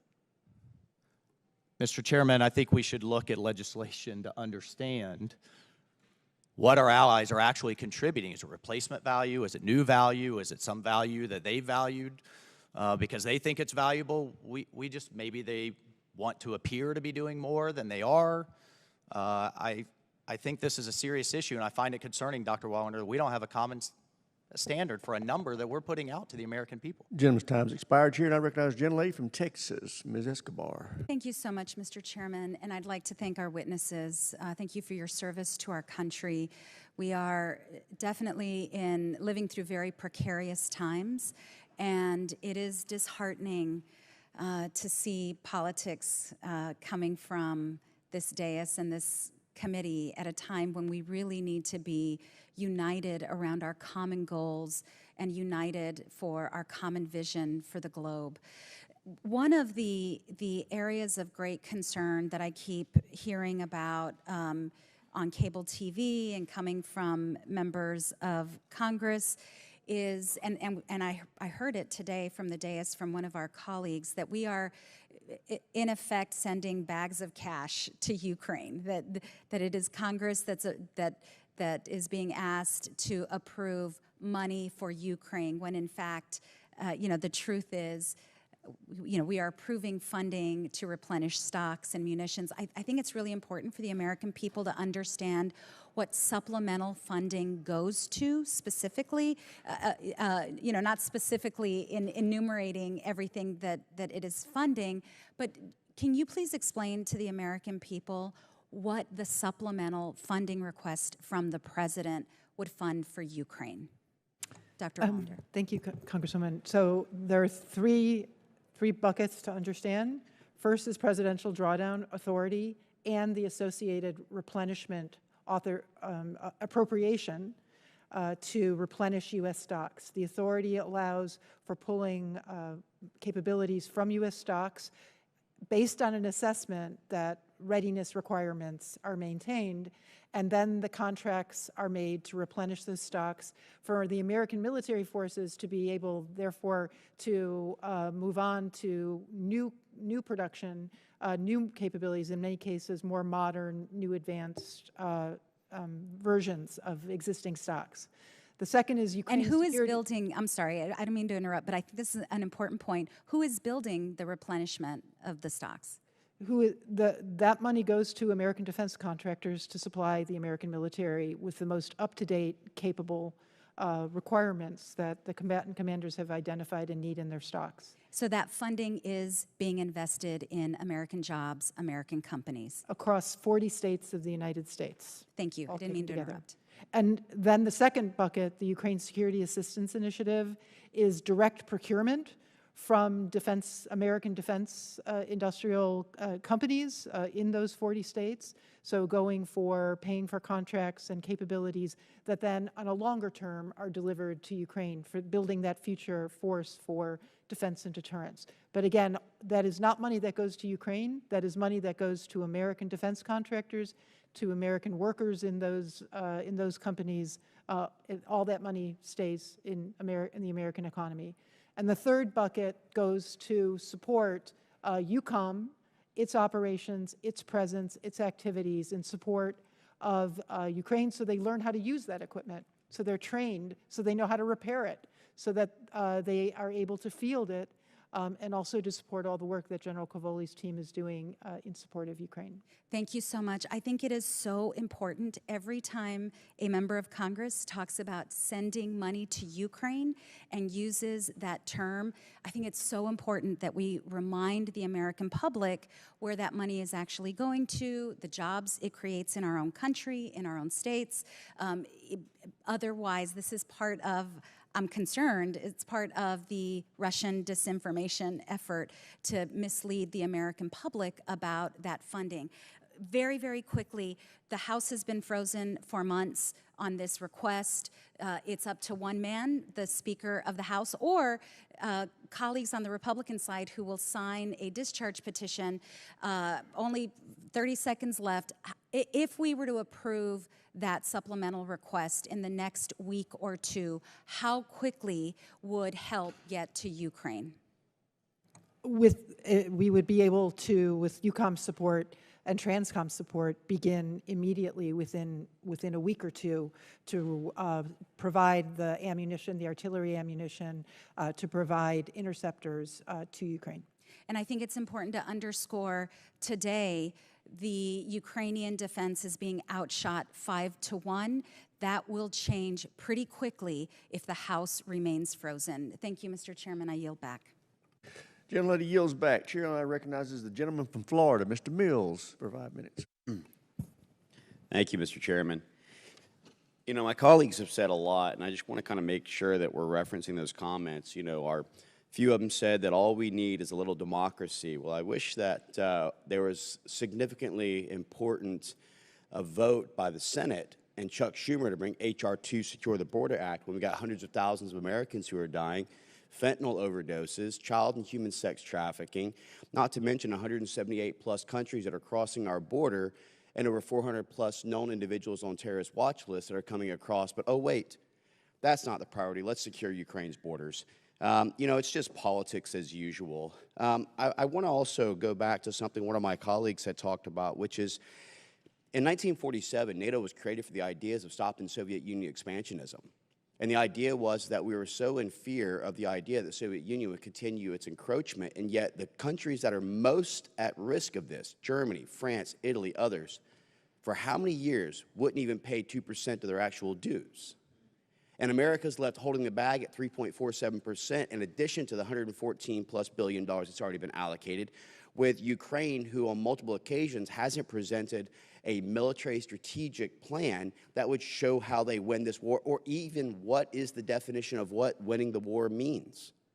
And so I have a big, difficult problem with this, not to mention the fact that the EU member states, under David O'Sullivan, the EU sanctions chief, has admitted that they have frozen assets from Russia exceeding $206 billion US, 190 billion euro, that they now are netting profits on at $3.5 billion that should be utilized if they're so concerned with a lack of ammunition.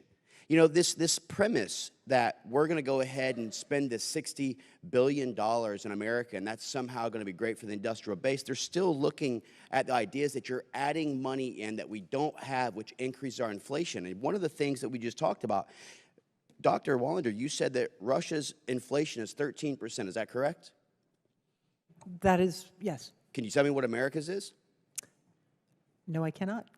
Would you want to take like just a shot in the dark at what you think America's inflation is at? I prefer not to guess. Yeah, try about 20+%.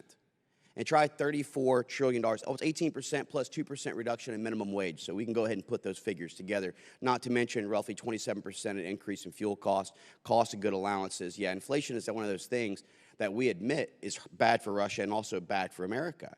You also made a comment recently when you said that we have concerns on hitting civilian targets with the oil terminals. Was that the same concerns that we had in the 2003 Iraq War when we were bombing oil terminals and we were hitting areas there? That is the concern in our discussions with Ukraine. Was that our concern when we were at war in Iraq? I do not know, sir. I was not in the U.S. government at that time. I was, because I was actually deployed to that war, as well as for the additional 7 years in Iraq, 3 years in Afghanistan, Kosovo, Pakistan, North Somalia, blown up twice in 2006, all to do what? To play interventionism? To play neocon, neo-lib ideas that we don't understand the evolution of warfare is beyond kinetics and now into the ideas of resource, economic, supply chain, and non-kinetic influence operations that have been not only vastly more successful, but also safer and not costly to the American people. You know, next year at $34+ trillion, we're going to spend more in interest payments than the entire budget for our national defense annually. We need to start thinking about 3 priorities for a change: America, Americans, and American interest. And if we're talking about building coalitions for allies, then we need to be putting the pressure that President Trump put on our NATO allies to say you need to be paying 2% of your GDP, which we agree now needs to be even more than that when you're looking at Russia's increase to 6%. But instead, we're continuing to play politics. Let's bring this vote to the floor, even though it's not a bill which has all the necessary things and hasn't addressed the corruption, hasn't addressed the failure for 100% audit on Ukraine funding, hasn't addressed what does success look like for Ukraine. And this idea that whatever happens in Ukraine is somehow going to happen in Taiwan, it's a false premise. It's the same idea as the George W. Bush model of we can fight them over there, we can fight them here. Well, guess what? Our borders are open, and we're allowing them to come in, not to mention this great successful airlift operation of the 2021 botched withdrawal in Afghanistan that actually brought over 73% of the people on that aircraft that wasn't vetted, didn't have biometrics, wasn't SIVs. It's funny how we cherry pick what is beneficial, but we don't address the facts. I put America first, and I'm going to continue to put America first. With that, I yield back. Gentleman yields back. Chair, and I recognize the gentlelady from Virginia, Ms. McClellan. Thank you, Mr. Chairman, and thank you, Dr. Wallander and General Cavoli, for being here. Russia has sought to use irregular warfare and cyber weapons to bolster its aggressions in Ukraine, and so division and undermine democracy among our European allies, and some would argue here. How is EUCOM working to address this particular threat, and what do you need from Congress to support those efforts? Thank you, Congresswoman. EUCOM has a very active strategic messaging apparatus. We have teams that analyze news and spot disinformation, and then we get the truth to usually a country's public affairs apparatus, and they promulgate the real story. A very simple example would be if we were having an exercise and somebody falsely posted a picture of a bicycle accident and said that an American truck ran over that. We spot that, we get the truth to the country very quickly, they turn it around and put it out.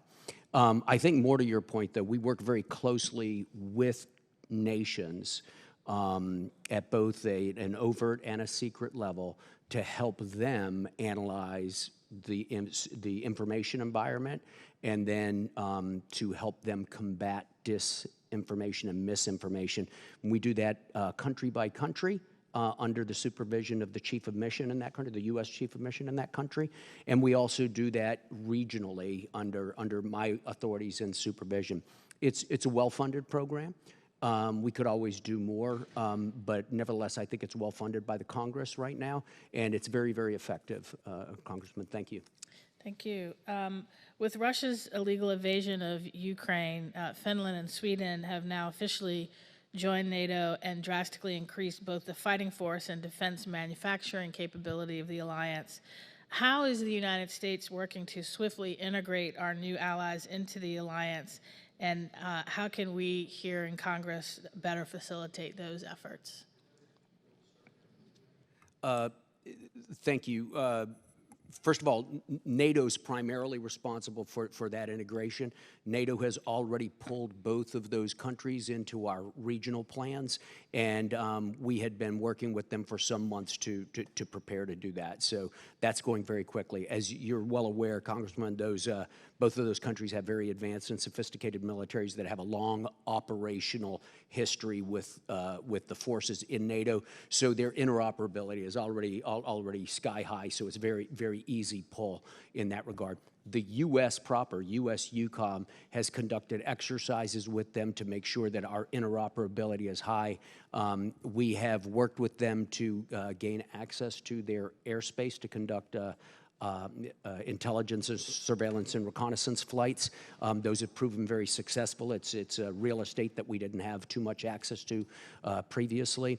And in addition to that, we've made agreements with both countries for the pre-positioning of materiel in those countries. So not only are we helping NATO to integrate them, but they are helping us to integrate into places that we were previously unable to. Thank you, ma'am. Thank you. I would just, our part of this at DOD is to support the policies required to enable General Cavoli to advance all the exercises, the capabilities, the diplomatic relationships. And I would just say that Finland and Sweden will, at the heads of state and government at the summit, be fully part of all the decisions on NATO's futures and the obligations and responsibilities of all the allies going forward. Thank you. And I don't know if you'll fully have time to answer the next one, so if not, maybe if you could submit it for the record. But with Russia pulling out of the New START treaty, which is an incredible blow to the system of nuclear arms nonproliferation that has been a guiding light of the post-Cold War era, what does that decision mean for prospects for future nuclear nonproliferation efforts, and how concerned should we be about what this signals concerning Russia's strategic weapons goals? I will submit a full answer. The top lines would be, we are very concerned about the signal it sends to the international community that Russia does not respect or live up to its international obligations in the case of nuclear arms treaties, as well as the invasion and other instances. But I will submit a full answer. And as part of that, if you could discuss the risk of returning to a nuclear arms race, I'd appreciate it. And with that, I yield back. Gentlelady's time's expired. Chair, and I recognize the gentleman from Texas, Mr. Fallon. Thank you, Mr. Chairman. I appreciate it. In 2014, NATO countries, as we all know, agreed to invest 2% of their GDP on defense. And that was a commitment that wasn't, unfortunately, followed through with expediency. There were a lot of words and not actions. And particularly, I feel what's egregious, and I think it was touched on by Mr. Waltz, were some of the larger European nation states. Spain, Canada, Italy, France hovered around 2%. But, you know, the greatest, I think, egregious violator was Germany. Fourth largest economy in the world, and they weren't stepping up. So I have a two-part question for General Cavoli. Let's live in a different world in 2014, that commitment was met with expediency, and our larger nation states in NATO followed through, the ones I just mentioned, with some timely decisiveness. Could the Ukrainian war have been deterred altogether, do you think, if that happened, General? I'm sorry, Congressman. Are you asking, had nations, especially the larger allies, been spending at or above the goal, would that have deterred if they had made their commitment with expediency, say in 2015 and 16, and said, you know what, particularly after Crimea, we're going to spend 2.5%, whatever, and they followed through with it, and Germany said, we're in a different world now, we're going to take the lead and France followed as well, Italy, Spain, Canada. Do you think that Vladimir Putin would have invaded anyway in 2022? Yes, I do. I do not think we were extending mutual or collective defense guarantees to Ukraine. Do you think it would have given them some increased pause? Sure, it would have. Okay, so it would have been a good thing, but the lack of action certainly encouraged it. If you say you're going to do something, and then you don't do it, I think it's worse if you hadn't said anything else. You would have better off not saying anything at all. And in NATO in 2014, a lot of our allies said they were going to do something. They didn't do it. And I think that was a breeding ground for an authoritarian land grab, quite frankly. One other question, General. I notice that when you look at the closer you get to the threat, which is Russia, the more the defense spending tends to go up. In fact, I don't think there's a country, a NATO country, that borders Ukraine or Russia that has not met that 2% commitment. And the further you go away, it seems, the less spending you get. Having said that, do you think it makes sense for us to move United States troops closer to the threat? So my question is, should we, in your opinion, make the Eastern European bases permanent? First of all, Congressman, the United States has and is moving forces closer to the eastern flank. As you're aware, we've got an agreement signed a couple of years ago with Poland before this conflict began in Ukraine. Signed with Poland Poland provides significant infrastructure, and we will rotate forces through there. The additional forces that we surged to Europe during the immediate aftermath of Russia's invasion, those have all gone to the eastern flank, principally the Baltic countries, again, Poland and southeastern Europe in Romania and Bulgaria. So there is an effort. There's also an effort on the part of nations in the alliance to go farther east. So in the immediate aftermath of the invasion, NATO, before I became the Allied Command Operations Commander, took the decision to establish new battle groups on a standing basis. They rotate, but they're permanently there, 4 additional ones, so there's a total of 8, but to design that they all can go up to brigade size at time of need. And a number of nations have elected to go up to brigade size earlier than that. So there is a definite shift eastward in the alliance, sir.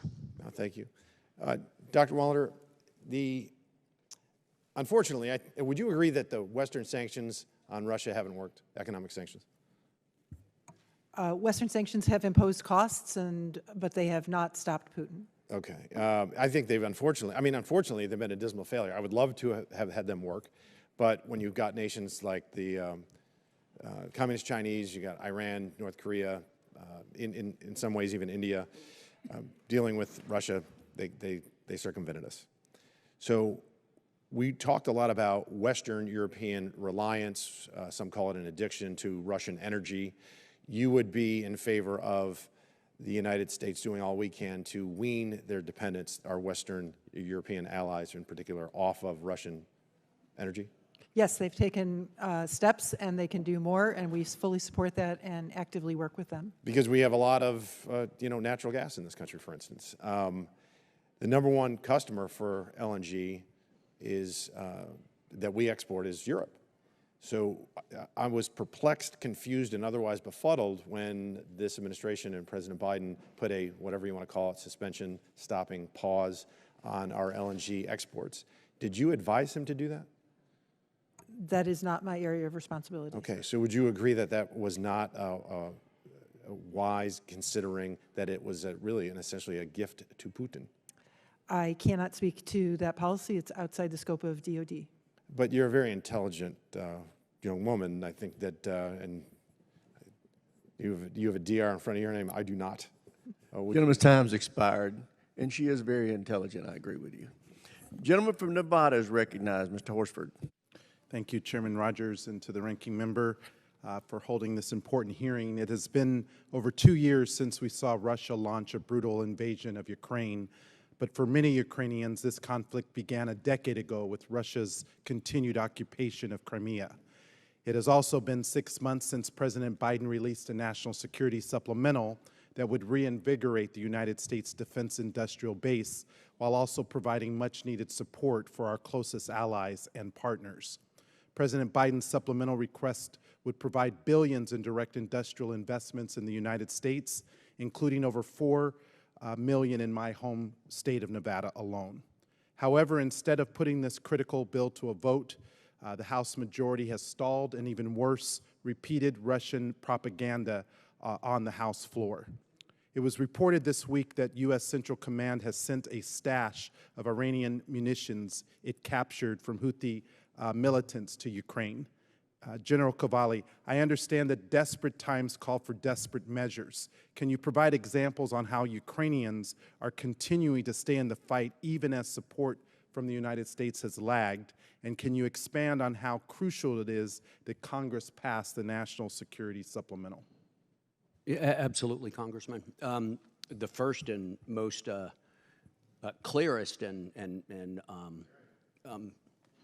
present example is the self-rationing of artillery rounds that the Ukrainians are using right now. So they know that they have a limited supply until we are able to begin supporting them again. And in the meantime, they have self-restricted the amount of artillery they use.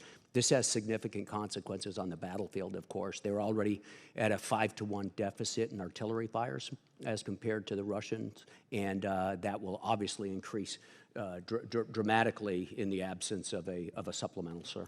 Thank you. Assistant Secretary Wallander, several of our European allies continue to rely on Chinese-made logistics networks, ports, and 5G capabilities. I'm concerned that this leaves these countries vulnerable to economic pressure coming from the PRC. How are you assessing the threat of over-reliance on Chinese infrastructure in Europe, especially in the telecommunications space, and how can we work with our allies and partners to give them an alternative?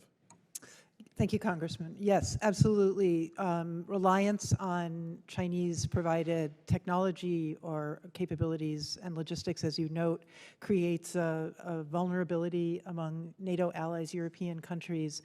It undermines their resilience. It creates challenges for them to be able to advance strong policies. Countries like Lithuania, who have taken a very principled stand on China, have fortunately already divested themselves of those dependencies. And we use that as an example when we talk to European countries to show how reducing or even eliminating those kinds of dependencies actually is a security step. Often it's framed as an economic benefit, and what we work with them is to understand the security risk that they undertake when they follow that path. Congressman, it might be useful to note also that U.S. EUCOM designs exercises or aspects of its exercise program specifically to test infrastructure and to flush out problems with its ownership. That gives us the opportunity to do everything from work on the networks, you know, the communications networks and infrastructure, as well as the physical infrastructure and the manpower of a port, for instance. And then we work very closely with the Department of State and the Office of the Secretary of Defense, specifically Dr. Wallander, to address our concerns with countries. It's actually a very successful program, I think, so far. But it is a big task that we're trying to push back on. Great. And in my final time, General, what are the lessons that EUCOM has learned about the use of these autonomous capabilities in large-scale combat operations, and has it changed the way we think about the use of unmanned capabilities specifically? Not completely, not yet. It hasn't changed everything, Congressman. We're watching it very closely because there's clearly something there. But I would note that the principal decisions on the battlefield for both sides are made by legacy systems. It's tanks and it's artillery. All the drones and stuff have not yet produced that. The one area, two areas where I'd say are the most promising are long-range penetration from the air to substitute for ballistic missiles, and what the Ukrainians have done in the Black Sea with unmanned systems is— Gentleman's time's expired. Chair now recognizes the gentleman from Florida, Mr. Jimenez. Thank you, Mr. Chairman. Dr. Wallander, let's go back to energy. It takes money to perpetuate, propagate a war. What would you say? What is the leading moneymaker for Russia right now? It is oil exports and natural gas exports primarily to China. Okay, so if the United States were to produce more oil and gas and drive down the cost on a worldwide basis, would that affect Russia's ability to perpetuate this war? On the margin, it would, but China is a energy-hungry, greedy country, and it's willing to pay. It has long-term contracts with Russia, and Xi does not want Putin to fail. All right, fair enough. Now, Russia has been targeting Ukrainians' energy, right? And sources of energy, et cetera. Is that true? Yes, that is true. Has Ukraine been targeting Russia's energy production? There are public reports that Ukraine has done so. Have we tried to stop them from doing that? The U.S. has raised concerns with Ukraine, which is a sovereign country and can choose its own targets, but raised concerns about targeting civilian critical infrastructure.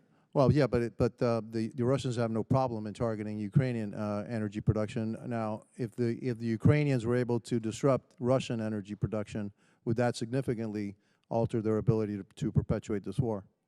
So far, the strikes that we have seen against Russian energy sources have not significantly altered Russia's ability to prosecute the war. That's so far. But if they're actually able to do it successfully, would that alter the economics of this war? I am not an expert on energy infrastructure, but the evidence we've seen is that the Russians have been able to rapidly repair the facilities that were struck. What would happen if we don't support, General, what would happen if we don't support Ukraine and they actually run out of bullets? In my military experience, Congressman, if somebody's shooting at you and you can't shoot back, you lose or you die. Where's Ukraine now in terms of its armed supplies and ability to fight back? Sir, could I tell you about that in closed session, please? Absolutely. Okay. Thank you very much. Look, a lot of folks, even on my side of the aisle, somehow equate the lack of the Biden administration securing our border being a reason why we can't help Ukraine secure their border. The facts are that the Ukrainians are spilling their blood to secure their border. And then the fact that our administration does not secure our border shouldn't be the reason why we don't help people that are trying to fight for their freedom. As somebody who came over from a communist country some 60 years ago, somebody who's not a fan of Russia, I think that we need to support the Ukrainians. All they're asking for is our aid. All they're asking for is bullets and armaments. And for the life of me, I just don't understand why we don't support them, and we should. Some analysts believe that the F-16 could help Ukraine. Do you share that, General? The F-16 will help. You know, any aircraft will help, Congressman. It's a particularly difficult jump to go from the older Soviet-era aircraft that the Ukrainians had been flying, especially had been maintaining and supporting. It's tough to go from that to a modern fourth-gen aircraft like the F-16. As you know, we're working on it with them. There's an entire coalition of countries working on it with them. But ultimately, it will be a valuable thing for them to have. I understand that we're actually training them to fly the F-16s, and that there are some countries that will be supplying F-16s to Ukraine. Is that true? Both are correct, yes. Okay. Why isn't the United States giving them F-16s? We are supporting the provision of F-16s by European countries, and the numbers that they are going to provide meet the requirements for the Ukrainians at this time. All right, thank you. I yield back. Chair now recognizes the gentlelady from California, Ms. Jacobs. Thank you, Mr. Chair. And first, I'd like to thank the chair and ranking member for their bipartisan support of the security supplemental. I think it's incredibly important that we get Ukraine the assistance that it needs, and also that we make sure that humanitarian assistance in that supplemental package is passed. I was just on the border of Chad and Sudan and saw the Sudanese refugees whose food is running out because we haven't yet passed that humanitarian assistance. General Cavoli, I want to ask you, in the Operation Atlantic Resolve quarterly report to Congress, it stated that the Security Assistance Group Ukraine reported that it had no information to suggest that the Ukrainian armed forces were using U.S.-provided weapons and equipment in any way other than intended. Can you provide more details about the reporting mechanism utilized to monitor the usage of U.S.-provided weapons and equipment? And are there mechanisms in place for independent verification or assessment of these findings regarding the usage of U.S. assistance? Yeah, Congressman, thank you very much for the opportunity to talk about this important topic. First of all, it continues to be the case since the publication of that report, or since the authorship of that report, that we just don't have evidence that this is that there's widespread diversion or anything like that. Now, I have to admit that that's different. That's different from whether or not things get efficiently from the stockpiles to the soldiers' hands in the squad on the front line. But we do work on logistical distribution with our partners in Ukraine quite a bit. So things leave the United States accounted for by the service that provided it, in the case of something from a PDA, where we're giving something from our stockpile according to the amount of money provided under the authority, and then receiving money to replenish that, right? So that comes out. That's accounted for by the services, and I think we have a very, very good control over that. When things hit the ground in Poland, either by truck, plane, or train, they come into the hands of our soldiers in southeastern Poland. They get accounted for there, and I'm very confident. We had some missteps early on when we were rushing to get things done, but we've got systems in place. We know what we've got on our hands and that it's faithful to what was sent. Then we consign it to the Ukrainians, and they sign for it item by item. So I know as it goes on to trucks that we've accounted for it. After it crosses the border, it gets harder for us. So we barcode things, and we have issued the Ukrainians scanners. We have automated the process of tracking things as it goes forward. We share our databases with them, and they share theirs with us so we can track. It's really when you get down to the tactical edge that it starts getting a little bit harder, ma'am. And it's complicated by the fact that we can't go to a lot of those places simply because of the level of danger, and we've restricted ourselves from doing that. So in those cases, we do ask the Ukrainians to self-report. An incredibly important part of this system, though, is contractors that we hire to provide for us an outside view on frontline units accountability. Those contractors are paid for with supplemental money. And when the supplemental, if it's not renewed, I won't be able to perform that level of fidelity of outside third-party verification of what the Ukrainians are claiming is their accountability. I hope that answered your question, ma'am. That is my understanding of the system, and that we also then have a duty at DoD to report those findings and that tracking to Congress. Thank you. I also wanted to ask about the Joint Rapid Acquisition Cell. Could you just talk about how we're working with Ukrainian defense manufacturers to most effectively use the assistance we're giving?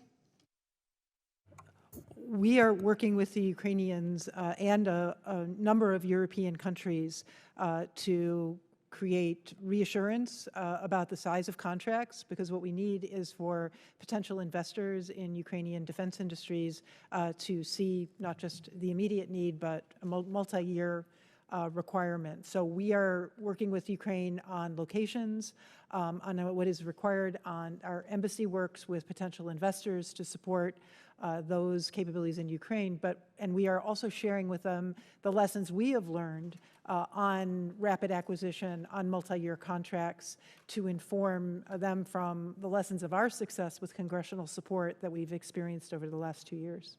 Thank you. Mr. Chairman, I yield back. Gentlelady yields back. Chair now recognizes the gentleman from Georgia, Mr. McCormick. Thank you, Mr. Chair. It's good to see you both here today. I have some specific questions that actually arose from some of your statements earlier. First, I will address the Supreme Allied Commander, which I think is the coolest title ever.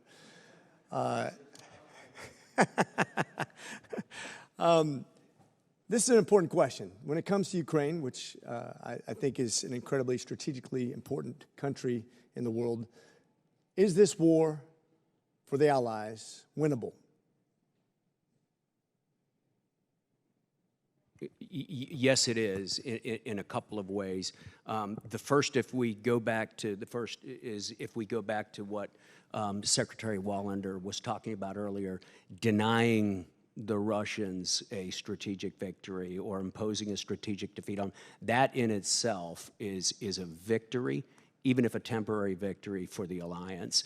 So in that sense, it is winnable. We can do that with our Ukrainian colleagues. So I would agree, and here's my point on this, because I think this is really important. You mentioned the F-16s, and what's being supplied is adequate.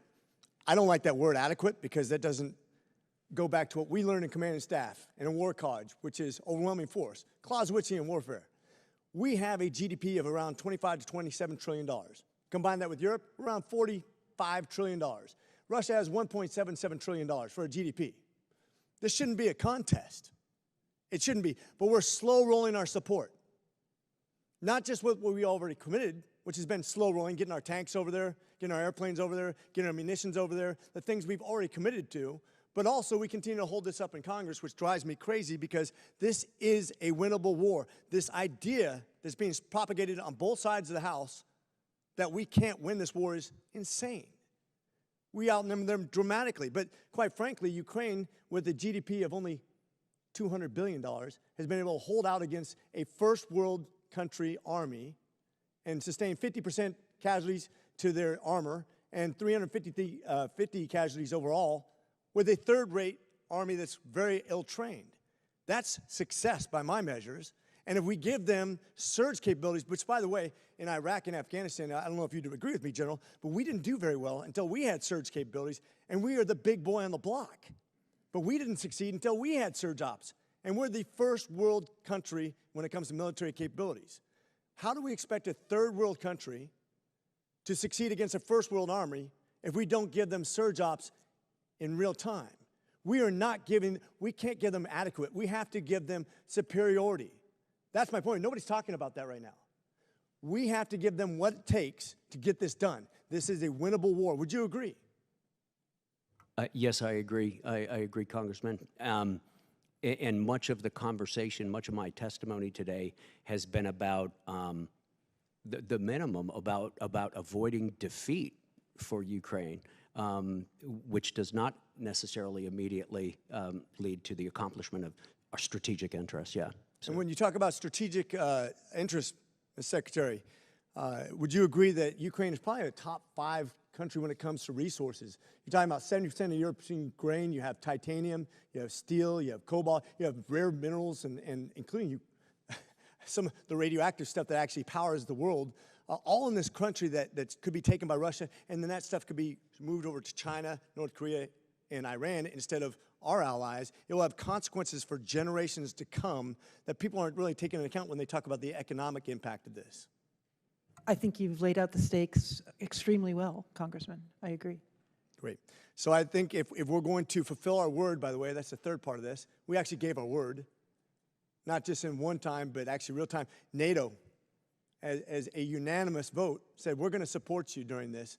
I think it's unwise to turn your back on the rest of the world. Reagan, 40 years ago at the 40th anniversary of D-Day, from Normandy talked about the consequences of isolationism, how it's a failed policy, especially against an expansionist Marxist government, which is exactly what NATO was made for.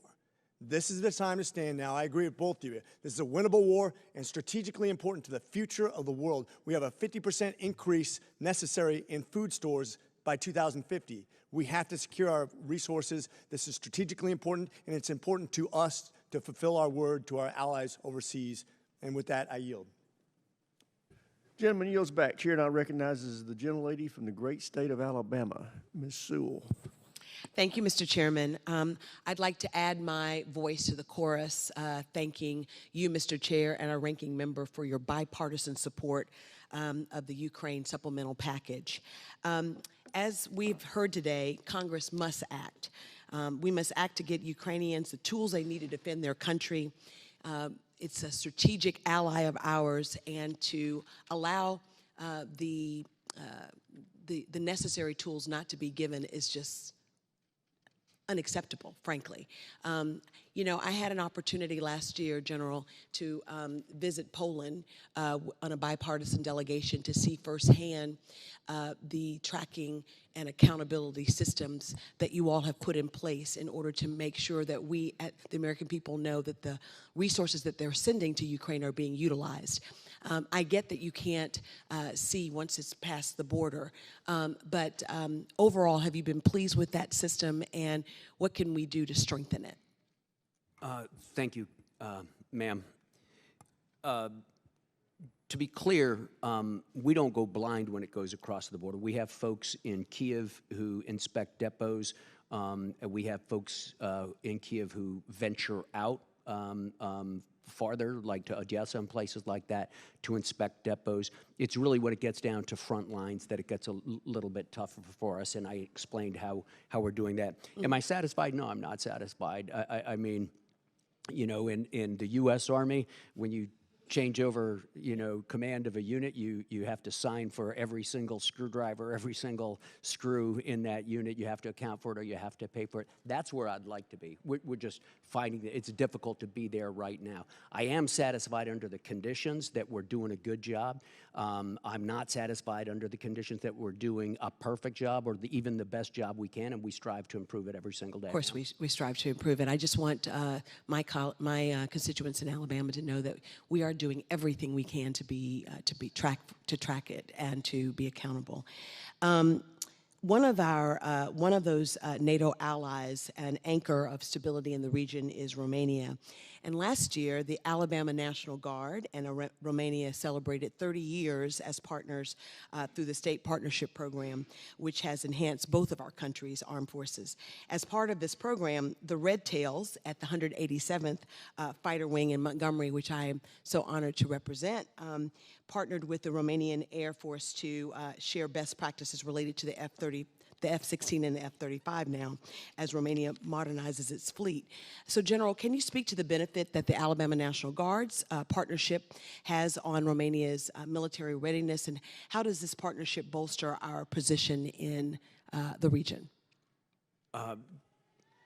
Ma'am, first of all, just for all members from all states, the State Partnership Program is just an incredibly valuable part of our strategy to be able to support the alliance and to create strategic bonds between the United States and given countries. In many cases, it pays off tenfold in terms of access, in terms of basing, in terms of influence and things like that. It's extremely practical, but it's also just strategically valuable. I work very hard with Dan Hokanson on making sure we've got exciting new developments in the State Partnership Program. It's helping us consolidate the position of formerly neutral or neutral and wondering about it countries right now. My Sergeant Major, Rob Abernathy, here routinely engages with the soldiers from the various states, and he routinely attends the state partnership conferences and everything like that. It's extremely important. With regard to Alabama and Romania, particularly a huge success story, right? So the Romanians are having a moment. Their economy's doing well, and it's going into their military. They've beaten back a lot of corruption problems they had. Their military is surging right now. It's going to become really an anchor of our alliance in the Southeast. They're spending well on defense. They're buying all U.S. equipment, very high-end stuff.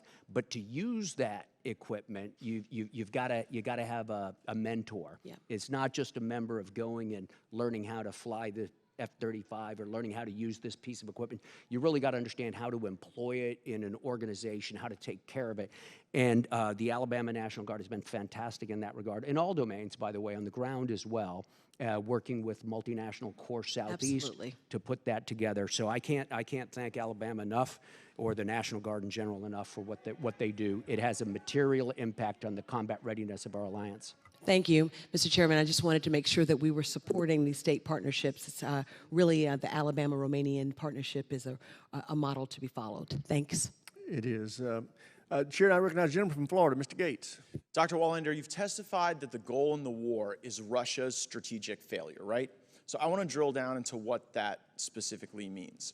Does Russia's strategic failure require repatriating Crimea back to Ukraine? That is for Ukraine to decide whether that is their absolute required achievement to define this war. You're a senior administration official in the Biden administration. I just want to know, to you, does Russia's strategic failure require the repatriation of Crimea? To me, reinforcing the international law that borders cannot be changed by force is absolutely vital to teaching Putin a lesson. So ultimately, yes. Yes. So the objective of the United States through your eyes, and granted, Ukraine can have their own objectives, totally concede that, but in your eyes, as you testify to us, until Crimea has been repatriated, we have not achieved what you say is the goal in the war, which is Russia's strategic failure. That Russia does not gain territory through the use of force is a strategic success for Ukraine and. But I just want I know, but that's very amorphous. I'm talking about a specific piece of geography, Crimea. You're testifying that Russia's strategic failure has not been achieved until Crimea is back under Ukrainian control. I think that's what you've said. I want to draw the finest possible point on it. I appreciate that. I said that Russia will not succeed in seizing territory and having that recognized through the use of force. All right, so now let's do the Donbas. And is it your testimony the same, that Russia's strategic failure can only be accomplished through a repatriation of the Donbas region back to Ukraine? Russia's strategic failure requires that Russia not gain territory in Ukraine through the use of force. And they've done that in the Donbas, right? We do not recognize that, and Ukraine does not recognize that, so no. They occupy the territory. I'm really interested in how Ukraine has historically recognized the Donbas. Have you ever heard the Donbas described as the ungoverned region by Ukrainian officials prior to the invasion? The Donbas? You mean Donetsk and Luhansk? Yeah. I personally have never heard that. Really? I have. I heard the Ukrainian ambassador describe it as the ungoverned region before, and now we're acting as though its repatriation is necessary to achieve Russia's strategic failure. Do you think setting such a high bar, like the repatriation of Crimea that's been under Russian control for some years now, and the repatriation of the Donbas region, do you think that's a really high bar for us to achieve? I think that Russia is going to fail. I think the international community at large does not support this, and they see a stake in an aggressor being able to invade a neighbor and slice off territory and claim it as its own. Here's what I think. I think that we're never repatriating Crimea back to Ukraine. And I think that if you set that as the objective, then we perpetuate this new forever war that's going to have a lot of death and a lot of destruction, and it's for an unachievable goal. I worry that's driving our thinking. You know, General, you said any aircraft will help. Well, I mean, I take some exception with that. I want to quibble with that, right? Like, aircraft that can't fly don't help, do they? Right? There are aircraft that can't fly, and okay, yeah, so they wouldn't help. And then if you weren't able to properly operate an aircraft and it were to create some sort of escalatory accident, that would be problematic too, right? Okay, so just for the record, Mr. Chairman, I seek unanimous consent to enter an April 5th publication from the DefensePost.com, F-16 fighter jets no longer relevant, according to Ukrainian official. Without objection, so ordered. Do you have any reaction to that reporting, General? Sure, that's not what the Ukrainian officials I talk to think. That's not what they tell me. Well, yeah, I guess then we shouldn't represent that there's unanimity on that position. There are some who think they'll be helpful, some that think they won't. Just real quick, you guys are going to have folks leaving Cyprus and going to these operations in the Eastern Med in Gaza. And like, I think the Biden administration wants us to become the port authority in Gaza, presumably forever. But do we know yet where we're going to build this pier in Gaza? So that's not my area of responsibility, sir. Okay, so you're not supporting that out of Cyprus just because on page 15 of your testimony... No, I'm supporting it. Yes, I do know. Well, do you know where it's going to be since you're I do supporting know it? where the pier is going to go, but it's not my area of responsibility, and I'd refer you to General Carrillo, sir. Okay, I'll check with him. Thanks, Mr. Chairman. It's a fascinating world we live in because I actually agree with Mr. Gates on something around Ukrainian policy, which I would not have thought of. And this is a really important point. Right now, what we need to do is get money to Ukraine so they can defend themselves. I'm 100% with you on that. I think all the arguments that we've heard today dance around that fundamental reality that giving Putin Ukraine is an enormous mistake, and not giving Ukraine the money right now to defend it, that's giving Putin Ukraine. But we have got to get off of this Crimea trap that we walk right into like you just did. Realistically, Crimea is not coming back to Ukraine. And we can absolutely win this war and absolutely make a difference even in that reality. We do not have to have Crimea to make it 1,000% worth it to give Ukraine the money, okay? We need a sovereign, democratic Ukraine that can survive. We have a sovereign, democratic Ukraine that can survive right now. We do, all right? But if we are telling the world, you must support us, Ukraine taking it all back, that is an entirely different proposition. And I have never liked, I've heard this phrase over, nothing about Ukraine without Ukraine. Forgive me, that is a ridiculous thing for any U.S. diplomat or person in U.S. policy to say, okay? We got partners all over the world, and yes, we listen to them. But when we're footing the bill, when we are spending so much money over there, we have a say. And to act like we don't, I get it. I know why you don't want to act like you're bullying Ukraine into something, but let us walk down that road, as Mr. Gates just walked you down that road, and see that that initial instinct that's saying, well, we're going to just make sure that Ukraine has the say is a problem. So I don't really want an answer to this. I just want everybody listening within the Biden administration to walk down that road a little bit more effectively from this point forward so that we don't wind up abandoning Ukraine because we're defending something that is largely theoretical, basically, and we get ourselves in that trap. And I just wanted to get that on the record at this particular moment. I yield back to the chairman. I completely agree with the ranking member. The chair now recognizes the gentleman from California, Mr. Panetta. Thank you, Mr. Chairman. Thank you, Ranking Member, for your comments. Dr. General, thank you for being here. Appreciate your testimony today. I also want to harken back to the gentleman from Georgia's testimony. I appreciate how he did sort of sum it up in that, last summer we sort of had high hopes about potentially using the vernacular of winning. But unfortunately now we're sort of in a situation where we're definitely not as optimistic, and we're getting to the point where we're going to be very, very pessimistic. I had a conversation with a couple of my colleagues who had just traveled to Ukraine last week, and their attitude was that the situation was tense, stable, but they're very, very worried about what's going to happen. Like I said, last summer we had high hopes that Ukrainian troops could punch through Russian lines, but unfortunately the counteroffensive failed, and we got to a point where we started to accept that Ukraine was settling into a stalemate. Now we're starting to worry it's going beyond that, especially with the potential for a big Russian push this summer that could punch through Ukrainian defenses and deep into the country.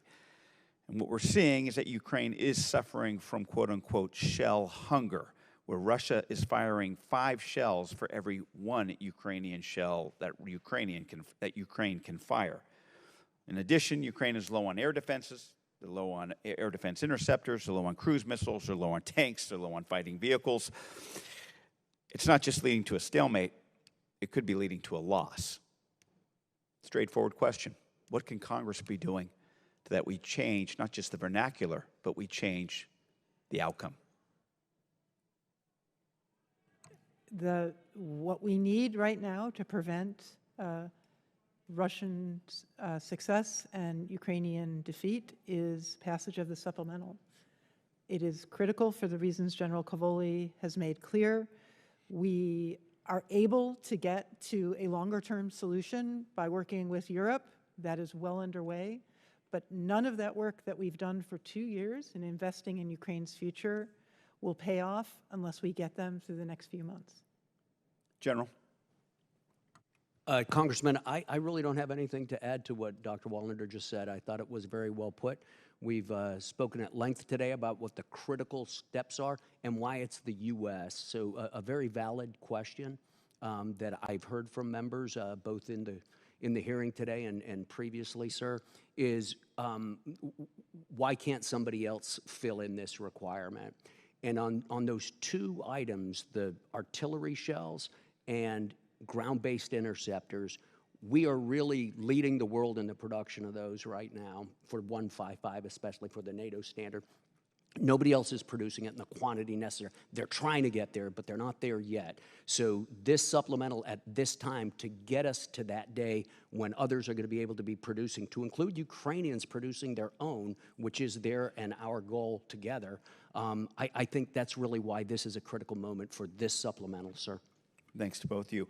General, obviously what we've seen, and I think you talked about this earlier in one of your answers, the war in Ukraine has been one of both advanced technology and conventional warfare. The Russians have been relying on the age-old tactics, including mines, tanks, and layered defenses, but Ukrainians have actually been merging both advanced technology and conventional warfare. In some cases, Ukraine has been losing some of these technologies in high volumes to combat Russia's sheer number of firepower. What is your assessment of Ukraine's use of emerging technology to reduce some of the asymmetric advantages against Russia's military and war economy, and how do you anticipate that this can be sustained? It's quite innovative, Congressman. They successfully brought into their military in the very early stages a large number of engineers and scientists from what was a very highly developed technical education base. So their tertiary education system was very long on engineers and scientists. And those folks have made a big help inside the military, adapting technologies, both new military technologies and grafting it onto old systems, or civilian technologies and finding a military use for them. Very innovative, very useful. Difficult to scale. Great. Difficult to scale. Thanks again to both of you. Mr. Chairman, I yield back. Gentleman yields back. I would advise members and their staff that are watching that after Mr. Davis, we are going to recess and go to 2212 for the classified portion of this hearing. But right now, we recognize the gentleman from North Carolina, Mr. Davis. Thanks so much, Mr. Chair, and to the witnesses here today, Dr. General. Seymour Johnson Air Force Base is a crown jewel in eastern North Carolina. Plays a key role in our national security and defense. General Cavoli, can you explain the role that Strike Eagles in particularly are playing in the European theater, and in particular how divesting a fighter squadron at the base would impact operations in Ukraine?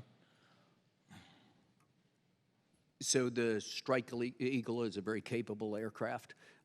It's at the very top end of the fourth generation of aircraft. It carries a very large payload and can deliver it in very difficult places. So it has proven its worth over the years, sir. It is one of the aircraft that figures heavily in my plans, in the plans at USUCOM. It is an aircraft that will continue to be valuable for some time.